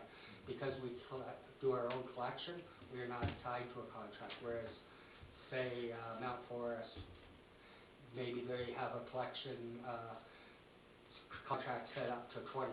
Well, there's a price to pay if you get out early, that they would have to come up with and pay out the penalty or whatever. And same with the MRF idea. We're not tied to a contract with Waste Management at this point, so we're wide open, whereas some other municipalities may be ending a contract right now and don't want to get into a new one because generally they want to go for longer periods of time because of the investment of equipment and everything.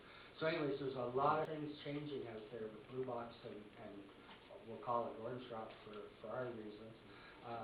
But I was fairly discouraged from what I heard and the level of where we participate at and where it's going, so. It's too bad. Yep. Thanks. Yeah, thanks, Tim. Any other questions? Oh, Jason, sorry. Yep. I even have your name right here. Well, it's, just back to Brian's point too, that's what I hear out there time and time again, the roads. Just wondering, like, we hire winter operators, seasonal, we hire a couple, I'd have no problem with it, hire them, that grader gets parked at 3 o'clock, it could run till 9, the brusher could run till, an afternoon guy or 2 guys, like, roads is what I hear a lot. Okay, thank you.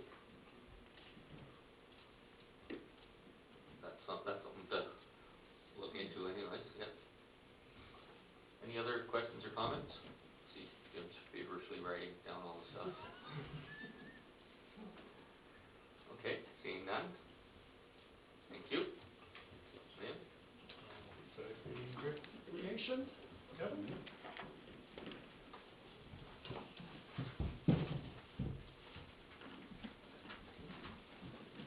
Thank you. Anyone have any questions or comments about recreation? Brian? I guess, my question is, the Old Town Hall project, is recreation where that should be? Or should that be somewhere else, that whole project? Kevin, you and I have talked about this, but, really, I'm wondering if it is better somewhere else.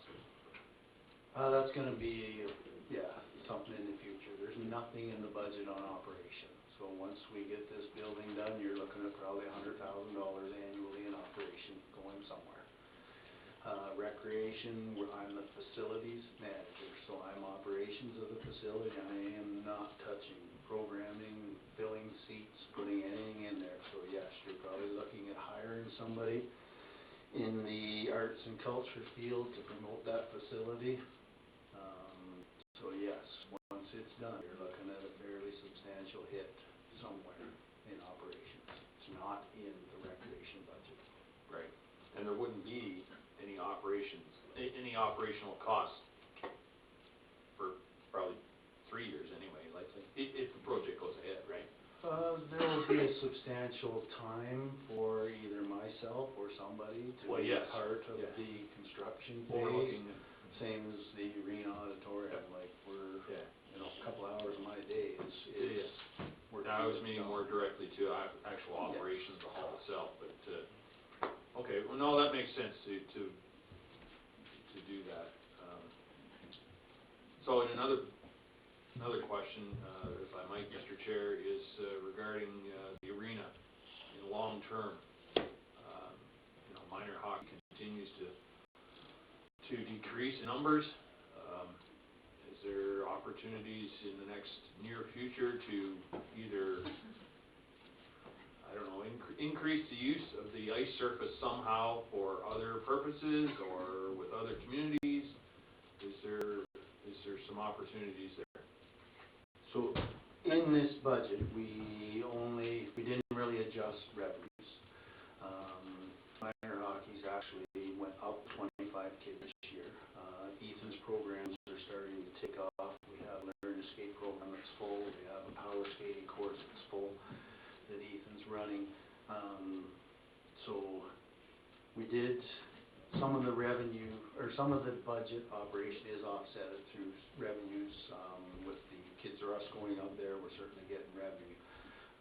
So the changes in this budget is really the revenues have offset the cost of the increase in operation, utilities, etc. The only thing that's really in this budget for that increase is the adjustment on the market survey, the wages, and we've added in a $3,000 structural inspection cost that will happen next year. So we're trying to stay ahead of the trends and themes of what's coming, and yeah, we've got plenty of ideas that, maybe a totally different look in that facility, but we've got a facility, we'll find usage somehow to hopefully keep it going. So Ethan's, the investment we made in Ethan is paying us back. So there's a lesson there for the town hall or indeed any facility of that nature. As long as you get revenues, you got, Oh, yeah. Yep. you got to understand, some arts and culture is free grass. There'll be an expectation that we're offering free services too, and that's where your costs go up. We're charging basically a fee in recreation for every service in that facility. That's something, indirectly or somehow. So that's, you got to balance your revenues in those with your costs as much as you can. Sure. Thank you. Thank you. Just a side note from me, I heard on the news a week or so ago, Toronto has closed, or is in the process of closing 4 of its arenas and going to turn them into other uses inside, whether it's skateboarding or indoor soccer or whatever. So I always thought of this as being a bit of a rural problem, but it isn't. It's a general problem now of reduced ice time and things like that. So, yeah. Thanks for all the work that you and your crew do on that stuff. Michael? Yeah, it's just, you move it, early on it's gonna be going out there, so we're moving revenue from the old town hall building now to the arena, so you didn't really gain anything out there, you took it away from one to take it to the other, so at the same token, now you got a negative there now, even more than what we had before, so now we need to have some facility, who's going into that spot, you know what I mean, so that we can balance that off. Same with the police left that back office there, maybe they need more room to go to the library, well, the library needs more room, so, can the police go back to their old building, so I'm saying that, we need to see the utilization of all our buildings. I know asset management's gonna do that and understand that, if we're not renting these places out that we have throughout the community, all of Southgate, we gotta figure out, are we better to go like the Optimist and we stay out of it and let them manage it themselves, just pay them the fee that they're looking for, a yearly fee, and let them look after it. Are we better to do with that? Some of our places, let's get out of that part of it, let them look after it, we just gotta maintain it, that's it. We can get a report or something to us, right?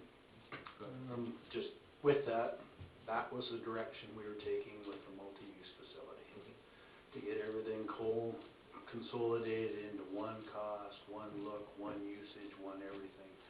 Just every time we do a standalone facility, it costs us more money. So yes, we need to seriously look where we're going with these facilities. The standalone facilities are costing us 5 insurance bills instead of 1, 5 heating bills instead of 1, 5 bills, 5 parking lots, 5 whatever. And the more we go to standalone facilities, the more cost we have. Yes, the big facilities will cost us more money too, but the perceived benefit is part of ownership of a facility too.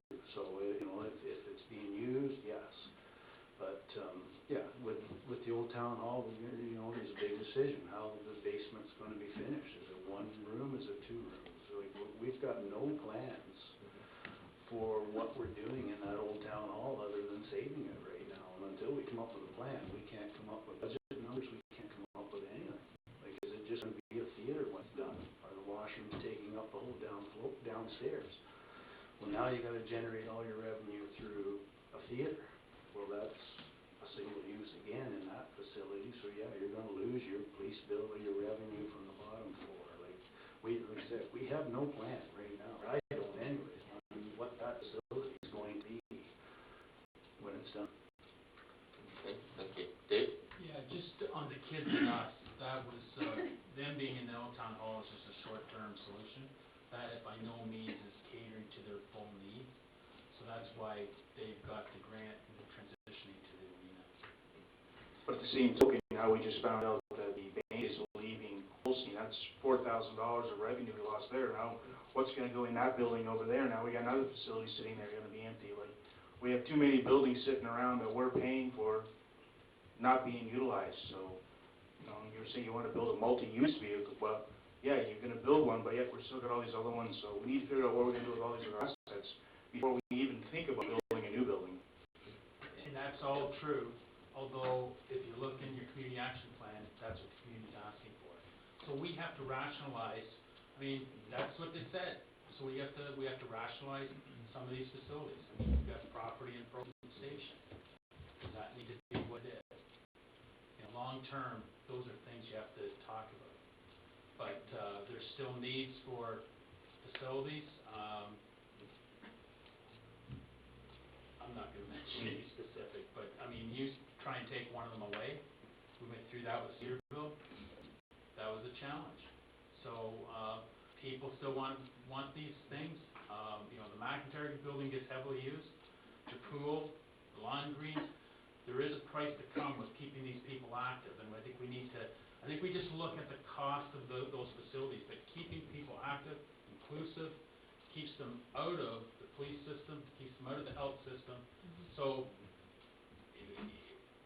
we were at a meeting the other day, and the most expensive way to get medical treatment is Merge, and yet people still rush to a Merge.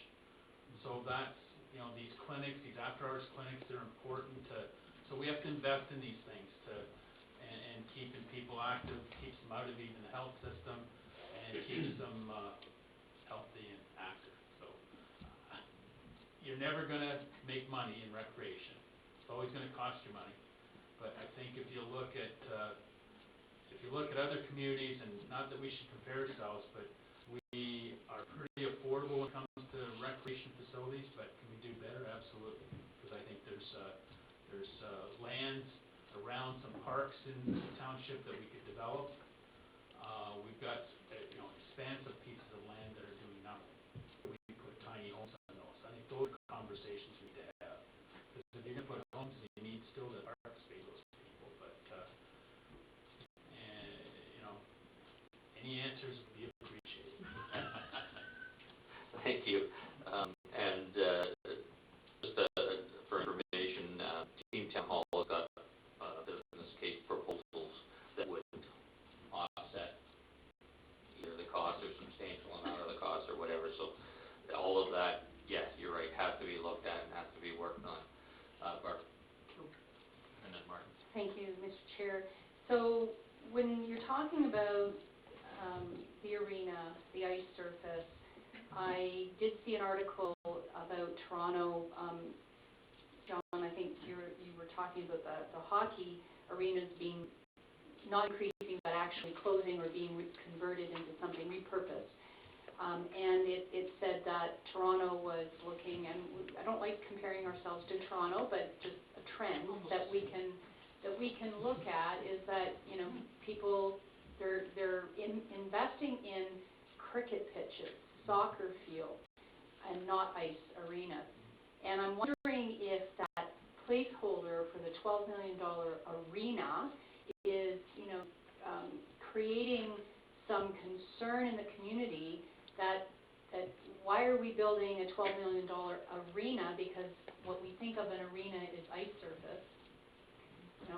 And rightly or wrongly, I don't think that is what it is. I think it may be a placeholder, maybe that is the multi-use facility that is going to incorporate recreation and social and social services or OPP or whatever, or library or whatever that is, but maybe the label of that building for 2028, like, do you foresee us needing a $12 million arena? So in that multi-use facility that's in the books for 20 whatever, that's probably not even an arena. No, our pool's 53 years old, our pavilion in the park is falling down. So what I'm saying is it would be more of a community center as opposed to an arena. The trends and themes now, and I suggest that if you're ever down in Ayr, take a look at the Ayr facility. It has their medical, their seniors, their youth, their arena, everything all in one facility. And that's the trends and themes now, is try and get everything. I expect that our multi-use facility may have office buildings in it. It may have a pool. It may have a food court. It may have everything. It may not have an arena. The trends and themes 25 years from now, hockey will likely be all played at home now. We will not probably need a hockey arena in 15 years. So yes, but the expectation coming in from city, as you're saying, are other usage in facilities. So if we're not prepared to replace a swimming pool, replace our dance halls, our theater and everything into one facility that we can manage and maintain for the community, then we're not going to be prepared for what's coming. But yes, an arena is probably the smallest portion in my mind that would be put into that. And it would be the greatest cost if we do it. But saying stuff here, I do not perceive our community having a hockey arena in 15 years. Thank you. Dave? And again, I think we're getting into a bit of visioning here. Yeah, and capital. I think what we do, and capital, and I think what we do know is we don't know. Because we have placeholders. I think to go out that far in 2028, it's a placeholder for something. We know the community action plan, but it says that we need to focus on that in the next 5 years. And we continue to do our inspections of the arena to see if it can last. I think we're in a unique position that Kevin's now saying the hockey is coming up a bit. There's a few things, but I think growth is impacting that. I think we're very unique to Ontario in that we have Shelburne to the south of us. They're growing. They're not going to build a second ice surface. We're seeing more people coming this way. Dundalk Minor Hockey are working with them to rent the space. So who knows? But I think, we continue to do our inspections. I see that arena standing a long time because it's getting good reports. But at the same time, what we do know is we don't know. We just, every so many years, we're going to have to vision and take a look at what that will be. Maybe in 2 years, growth slows down. It's a different story. Growth may speed up. And again, I'm not seeing anything in our area of slowing down of growth from talking to these developers. We seem to be a bit immune to that because we're still at the right price point for affordability compared to south of us. I mean, I'm not sure what the definition of affordability is anymore either. But anyway, we're very unique. But again, Kevin's got great ideas, and we need to keep exploring those ideas and steer the ship to where we need to go at that time and place. Yeah, thank you. Just before I go to you, Martin, one of the things that I think we need to do too, though, is it's okay to mention capital and go on, but we are focusing on next year's operating. So, go ahead, Martin. Yeah, just a comment. You mentioned keeping people active, the ripple effects that they're not gonna get into the health system because they're healthier and they're more attitude for that. With the town hall, it is part of the action plan to revitalize the downtown. And we don't make money off rec, and it's a soft industry, and therefore the ripple effects of any soft industry won't be seen right away. There is gonna be a revenue stream from that town hall eventually. And hopefully through donations, they can look after staffing it. It might not have to be a rec person. The point is, it's a definite vision, and we just heard that word. So, yeah, I agree with the economies of scale, but sometimes, you know, what's the economy of scale to do another building in Dundalk to revitalize it? There's one only there. That's just a comment. My other question is to Kevin, with the soccer program you have, how many kids are involved in that consistently, like the futsal? Could you see partnering with soccer in Shelburne to use it? Because I think, I agree with you totally, that's gonna be one thing that's really gonna be coming in the forefront. And being part of that years ago, when you have a spot, other associations will come to play friendlies, and it will grow. How do you see that program advancing next year? As John said, like, for next year. It's actually growing very slow. I thought it would be doing better, honestly.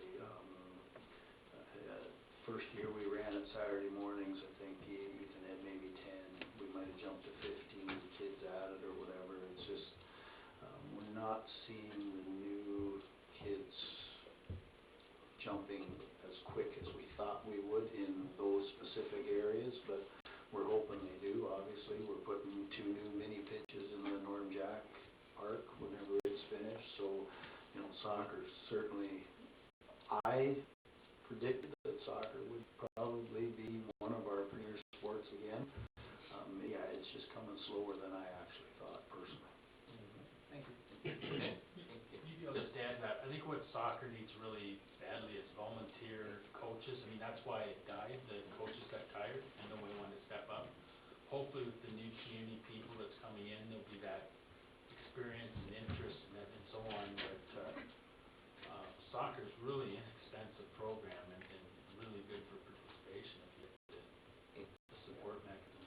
And, you know, Kevin's and Ethan's start will help hopefully grow that. Yeah, just to comment to that though, the volunteers are needed in every sport. So, Oh, yeah. that's the, And not just sports. yeah. Okay. Okay, thank Good. you. Nothing further. Thank you, Kevin. William? Right, so next be library.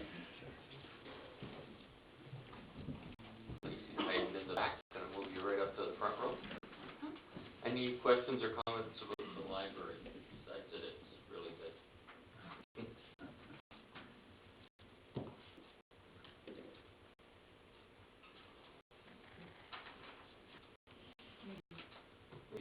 Yep. Through the chair, maybe Lacey can elaborate on, you know, where she, anything, but where she sees the next 12 months going, growth and hours, programming. Sure. So, the majority of our increase we're looking at is for staffing. A portion of that is the youth services and communications division. That this year we started at 24 hours and increased to 30, so next year she'll be at 30 hours for the entire year. We are seeing a lot of youth coming into the library because of this position and having that dedicated person to create those relationships and getting a lot of positive comments from parents and youth. So it's been a good investment for our community. And we're also looking at increasing our programming and our outreach in the coming months.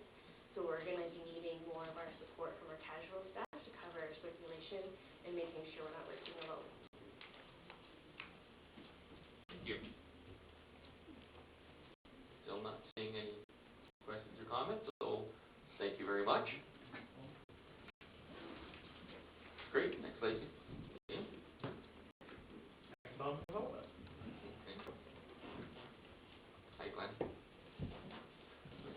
Any questions?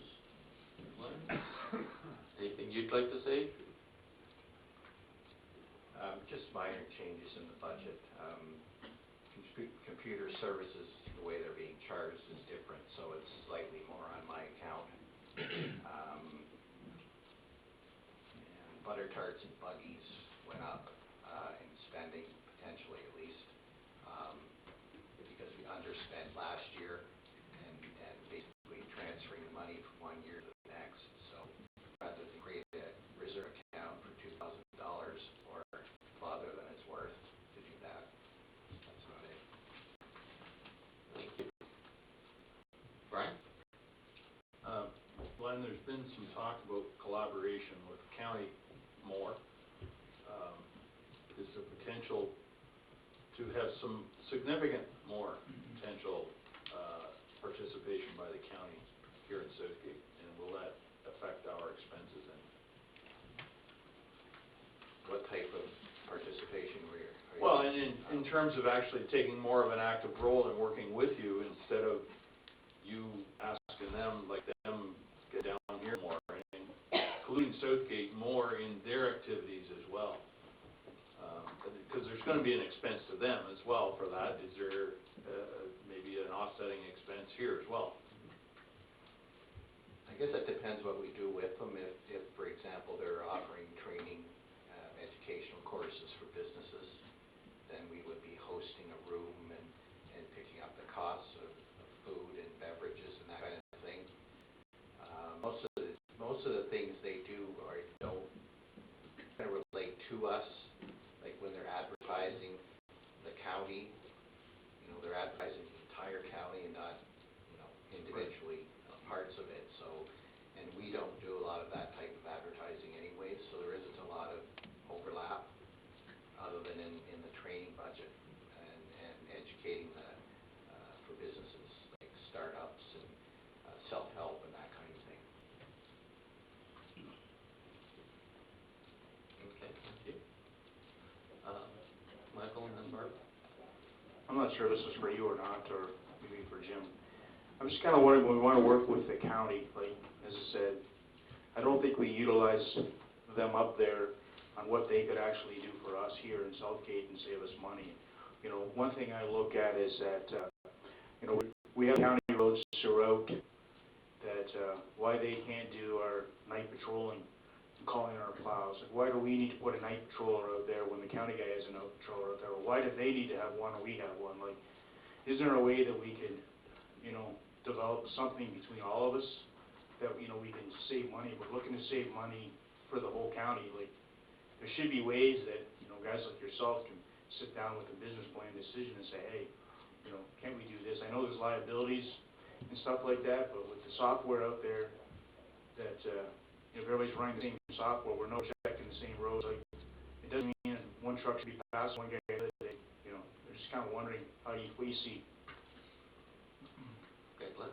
I don't think I'll answer the roads question per se, not my area, but we do look at what we can share costs in, and a lot of the stuff that's come up hasn't been things that we can share costs on. So if there are things out there, we are investigating them, and we do meet quarterly to discuss issues, all the EDOs in Grey County, and see what we can do together. They have a strategic plan for economic development and for tourism as well, and they've identified things there where we can partner with them, but so a lot of that doesn't really cost any money. It's just staff time that's involved in helping them out. If they're doing trade shows and things like that, we can go with them.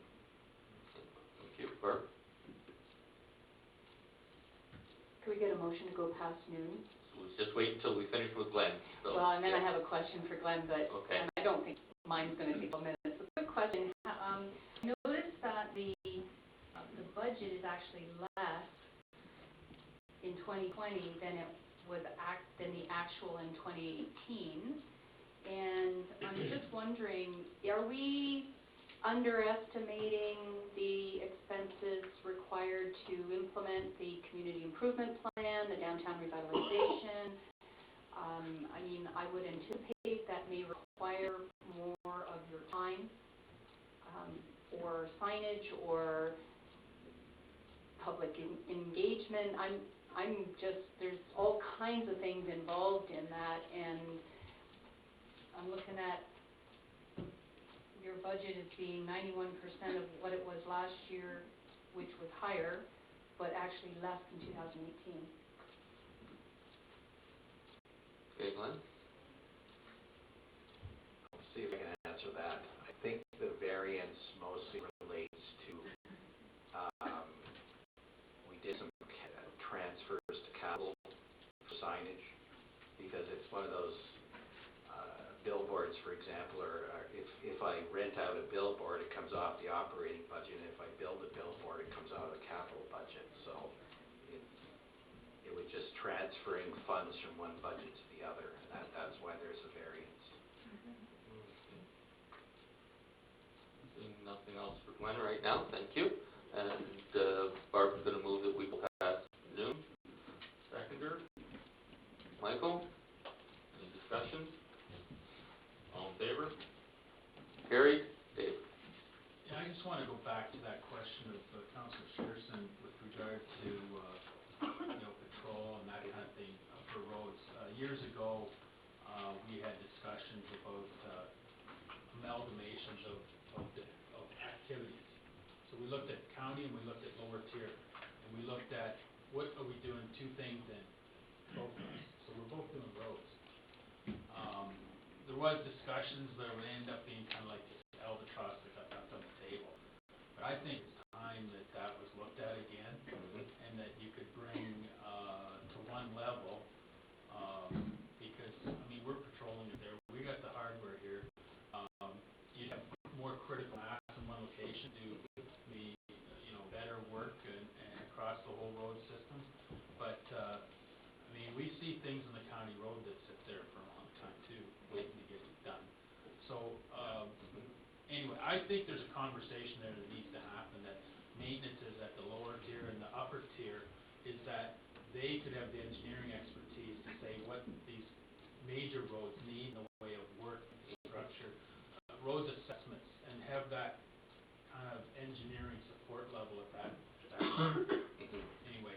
I think there's a lot of departments within the county and here that could have that whole discussion again. So maybe that's a And visioning day. This is 5 years ago since that was done, and then it just, it left, like, when Lance left, that was a problem. Okay, yeah, I agree. Maybe it's a visioning day. Okay, Liam. Basically reviews all the areas, so unless there are any questions that haven't been asked, that you thought of the department head was up. Barb? With regard to planning and industrial lands, and obviously there's a road in there, hopefully. I would imagine there's the official plan, there's zoning bylaw amendment, there's those types of expenses, consultation. Is that what we're looking at for that increase? We'll refer that to the clerk, because that's under her review. Yes. Could you repeat that question, sorry? It was more of a, just kind of clarifying my understanding for planning. We've got the official plan, we've got zoning bylaw amendment, there's going to be consultations, community improvement plan. All of those have been factored in, and it's only a 2.1% increase over last year. Right, so what we had done in the past is there was budget dollars that were put in that department for a external consultant, right? So we've taken that out now because we have a full-time planner. Sorry, it's ugly.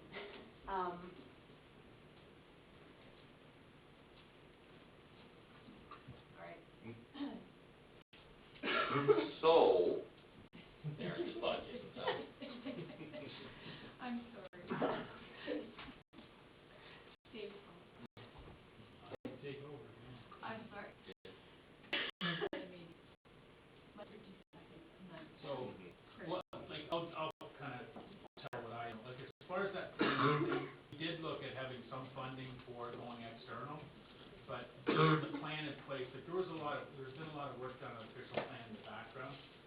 comprehensive review you're gonna hear about, that's one of the most important things we're working on.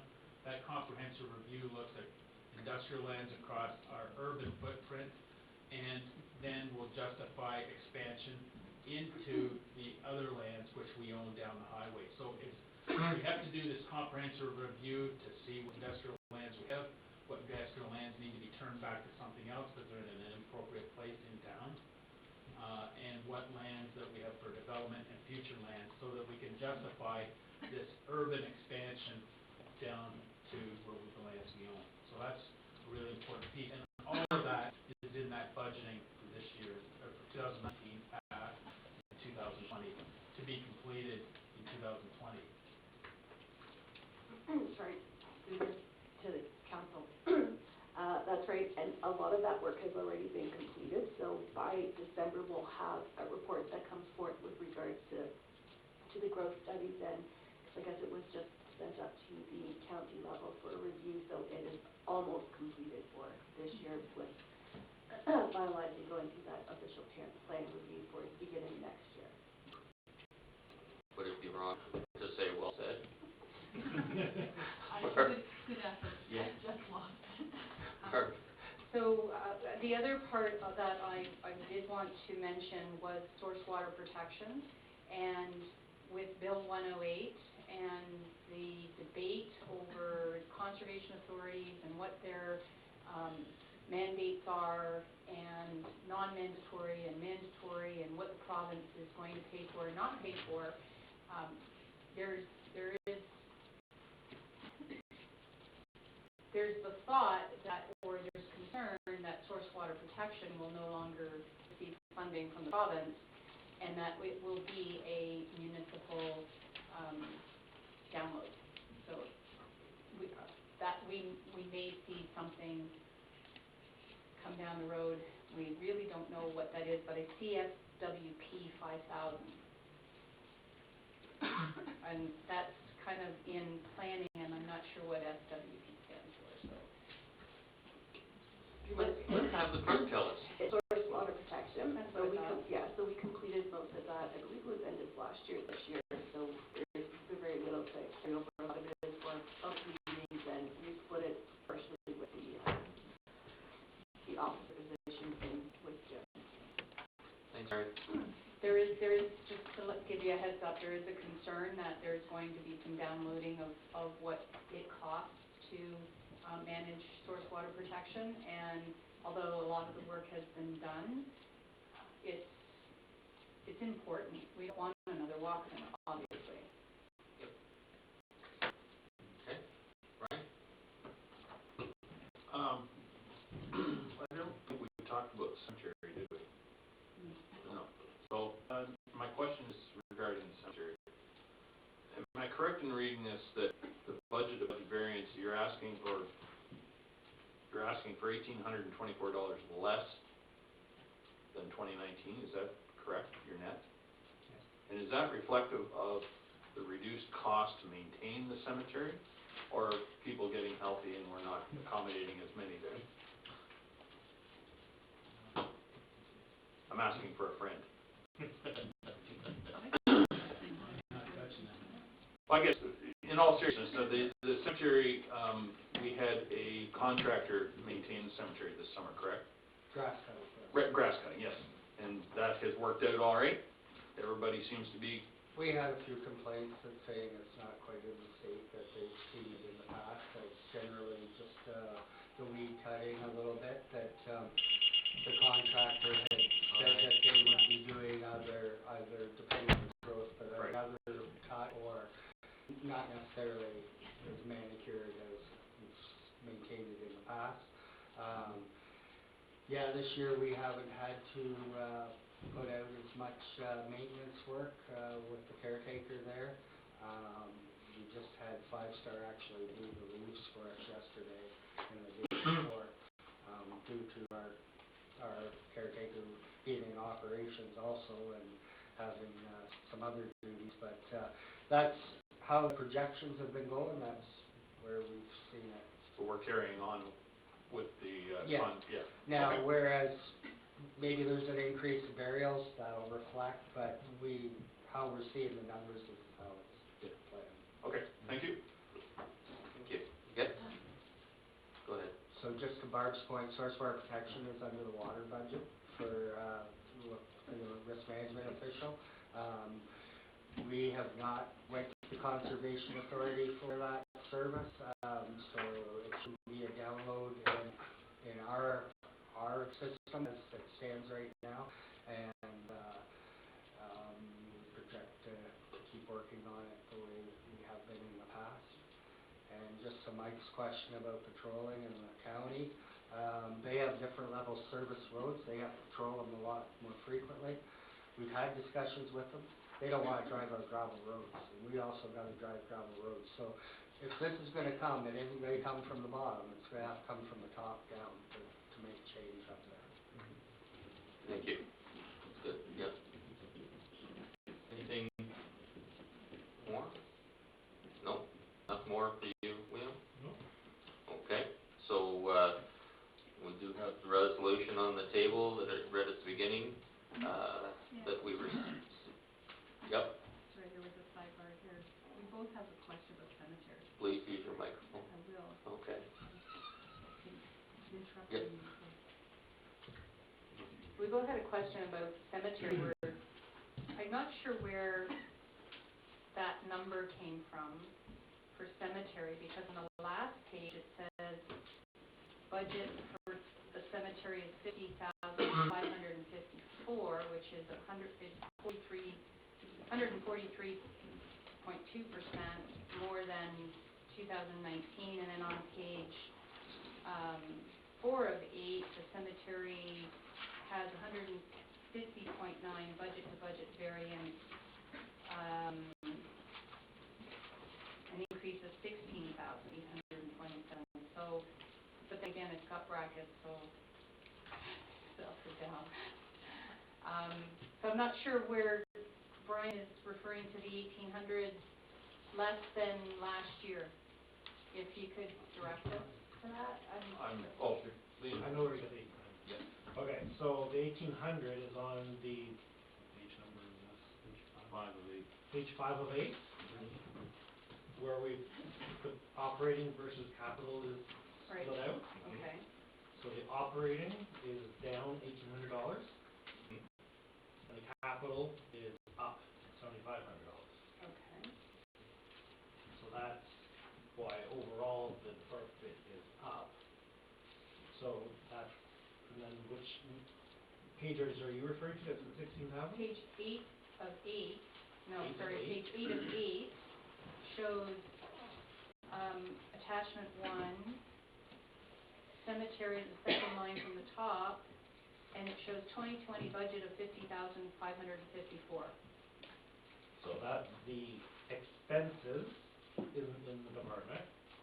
So whereas the 1,800, that's the net of revenues, whereas the line on page 8 of 8, that's just the expenses, ignoring revenues. Okay. Okay, so then you go back to the net, which is, So maybe I'll just, so on page 8 of 8, you'll see the cemetery expenses yeah, being budgeted at 35,000, projected at 38, and we're budgeting 50. So 7,500 of that is the capital piece, and then the balance is operational.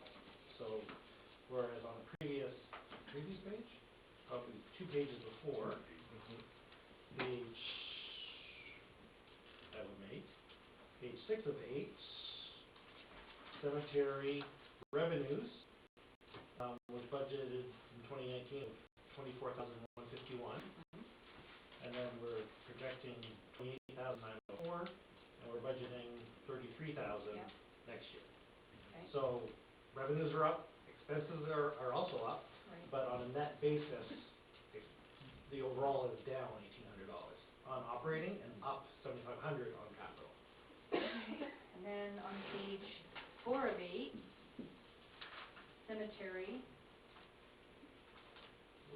is net tax supported is 16,827 increase. So we've got lots of numbers for cemetery, as we do for all departments. No, it's a net increase of 5676. The requirement Budget for over budget, taxation right. is 16,000. The net is 5676, All right, which is 7,500 less the 1824. okay. And when you add it all up, it magically comes out to be $1,800 under, 1,800 under on operating okay? and 7,500 500 over on capital. Thank you. So that's the net 5676. Clear as mud. Anybody else have anything? So we will go to the motion then. And that's the one that we received the report, FIN 2019-042, the 2020 budget operating as information, and that the committee of whole recommend the council receive the 2020 budget or operations for information and be presented for further discussion at the November 13th, 2019 special council meeting. All in favor? And that is carried. Thank you. Be it resolved that the committee resolve back to special council meeting. We need a mover and a seconder. Martin and Michael, any discussion? And that'll be at 12:05. All in favor? That is carried. Motions coming from the committee of whole. Be it resolved that CAO Milner's verbal update regarding council's direction on the 2019 to 2023 community action plan discussed during the committee of the whole be received as information. Mover sector, Barb and Jason. Any discussion? All in favor? That is carried. Be it resolved, council receives staff report FIN 2019-041, the 2020 budget, capital and special projects as information. Now, do we want this? I'll stop reading there because the rest doesn't exist now. Okay. Ryan will move that. Seconder? Michael? Any discussion on that? All in favor? And that is carried. Be it resolved, council receives staff report FIN 2019-042, the 2020 budget as operating as information, and that the 2020 budget operating be presented for further discussion at the November 13th, 2019 special meeting of council. Mover and seconder, Barb and Martin. Discussion? Barb? Brian? He's a much longer read. Should we give staff some direction in terms of a target to base maybe some new numbers for further discussion? Because currently, if I correct me if I'm wrong, Liam, this draft budget proposed so far lands us around 5.1, given the assumptions that you've already made. That's a 5.1 blended. And our community, is it the information, the action plan, or I don't know what it is, one of them says that we will strive to bring back a budget based on inflation, and budget increase based on inflation. And we're like 3.1 over inflation. So I'm just wondering, we're going to get the same numbers back to us on the 13th for further discussion. That's wonderful. But I'm wondering, should we give staff some direction to some options, or to present options to council to bring that back down closer to 2%, or whatever we decide? Go ahead, Liam. Well, first I want to verify that capital action plan direction of inflation, that's the old capital action plan, or community action plan, sorry. The new one doesn't have that specifically noted in it. Okay. So I just want to clarify that distinction. Thank you. However, yes, if you want anything come back any different other than the 5.1 you've seen, then yes, we would need direction for that. Okay. Barb, you had something? Actually, that was going to be my question, exactly pretty much the same as Brian. Should we be giving staff some direction? Are we comfortable with 5.1? If we're not, we should be saying so now, and because otherwise this number is going to come back back to us or worse. To the point of Brian's drive to hold taxation to cost of living, while that was a really great goal of a previous council and its community action plan, it doesn't address the real need, and it caused us to fall further behind. And if our capital budget is already at 2, I'm not sure how we can hold it cost of living. Anyway. But still a good idea and good target. Always, Brian? just strive toward it, yeah. So thank you, Councilor DeBreen, but my point wasn't literally to bring it to 2% or cost of living. It was, are we prepared to support 5.1? Or do we want to bring it down to another number? Or raise it, for that matter, because you're right. I mean, there are some needs that are going unmet in the community, unquestionably. But is 5.1 going to satisfy those needs, or is that, where do you want to be? I'm just asking the question for a friend. Yeah, exactly. I agree. And with that, we also have to, I think it's good for the public to know that there's a lot of things downloaded, like programs like the asset management that are numbers in there that there's not a lot we can do with besides saying we're not going to do it, and that's really not an option. So is there, from council, to answer Brian's question, any ideas, any take on percentage and what you'd like to see? Or is even staff, if you've got anything, any input? Martin? Well, on the one before it, it's negative 1.1% growth, 5.1% impact of the tax rate that we're talking about, and then it says a 4% net increase. Would 4% do everything that we need to do as a number? Like you just wanted a number, would 4% be?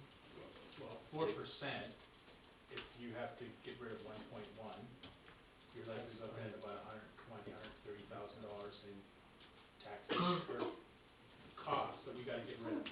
Capital or operating. Yeah, 118,000 for the 1%, so. Yeah, so you're looking at 130, 135. Brian? So, thanks, Martin. That's exactly what a friend had put in front of me.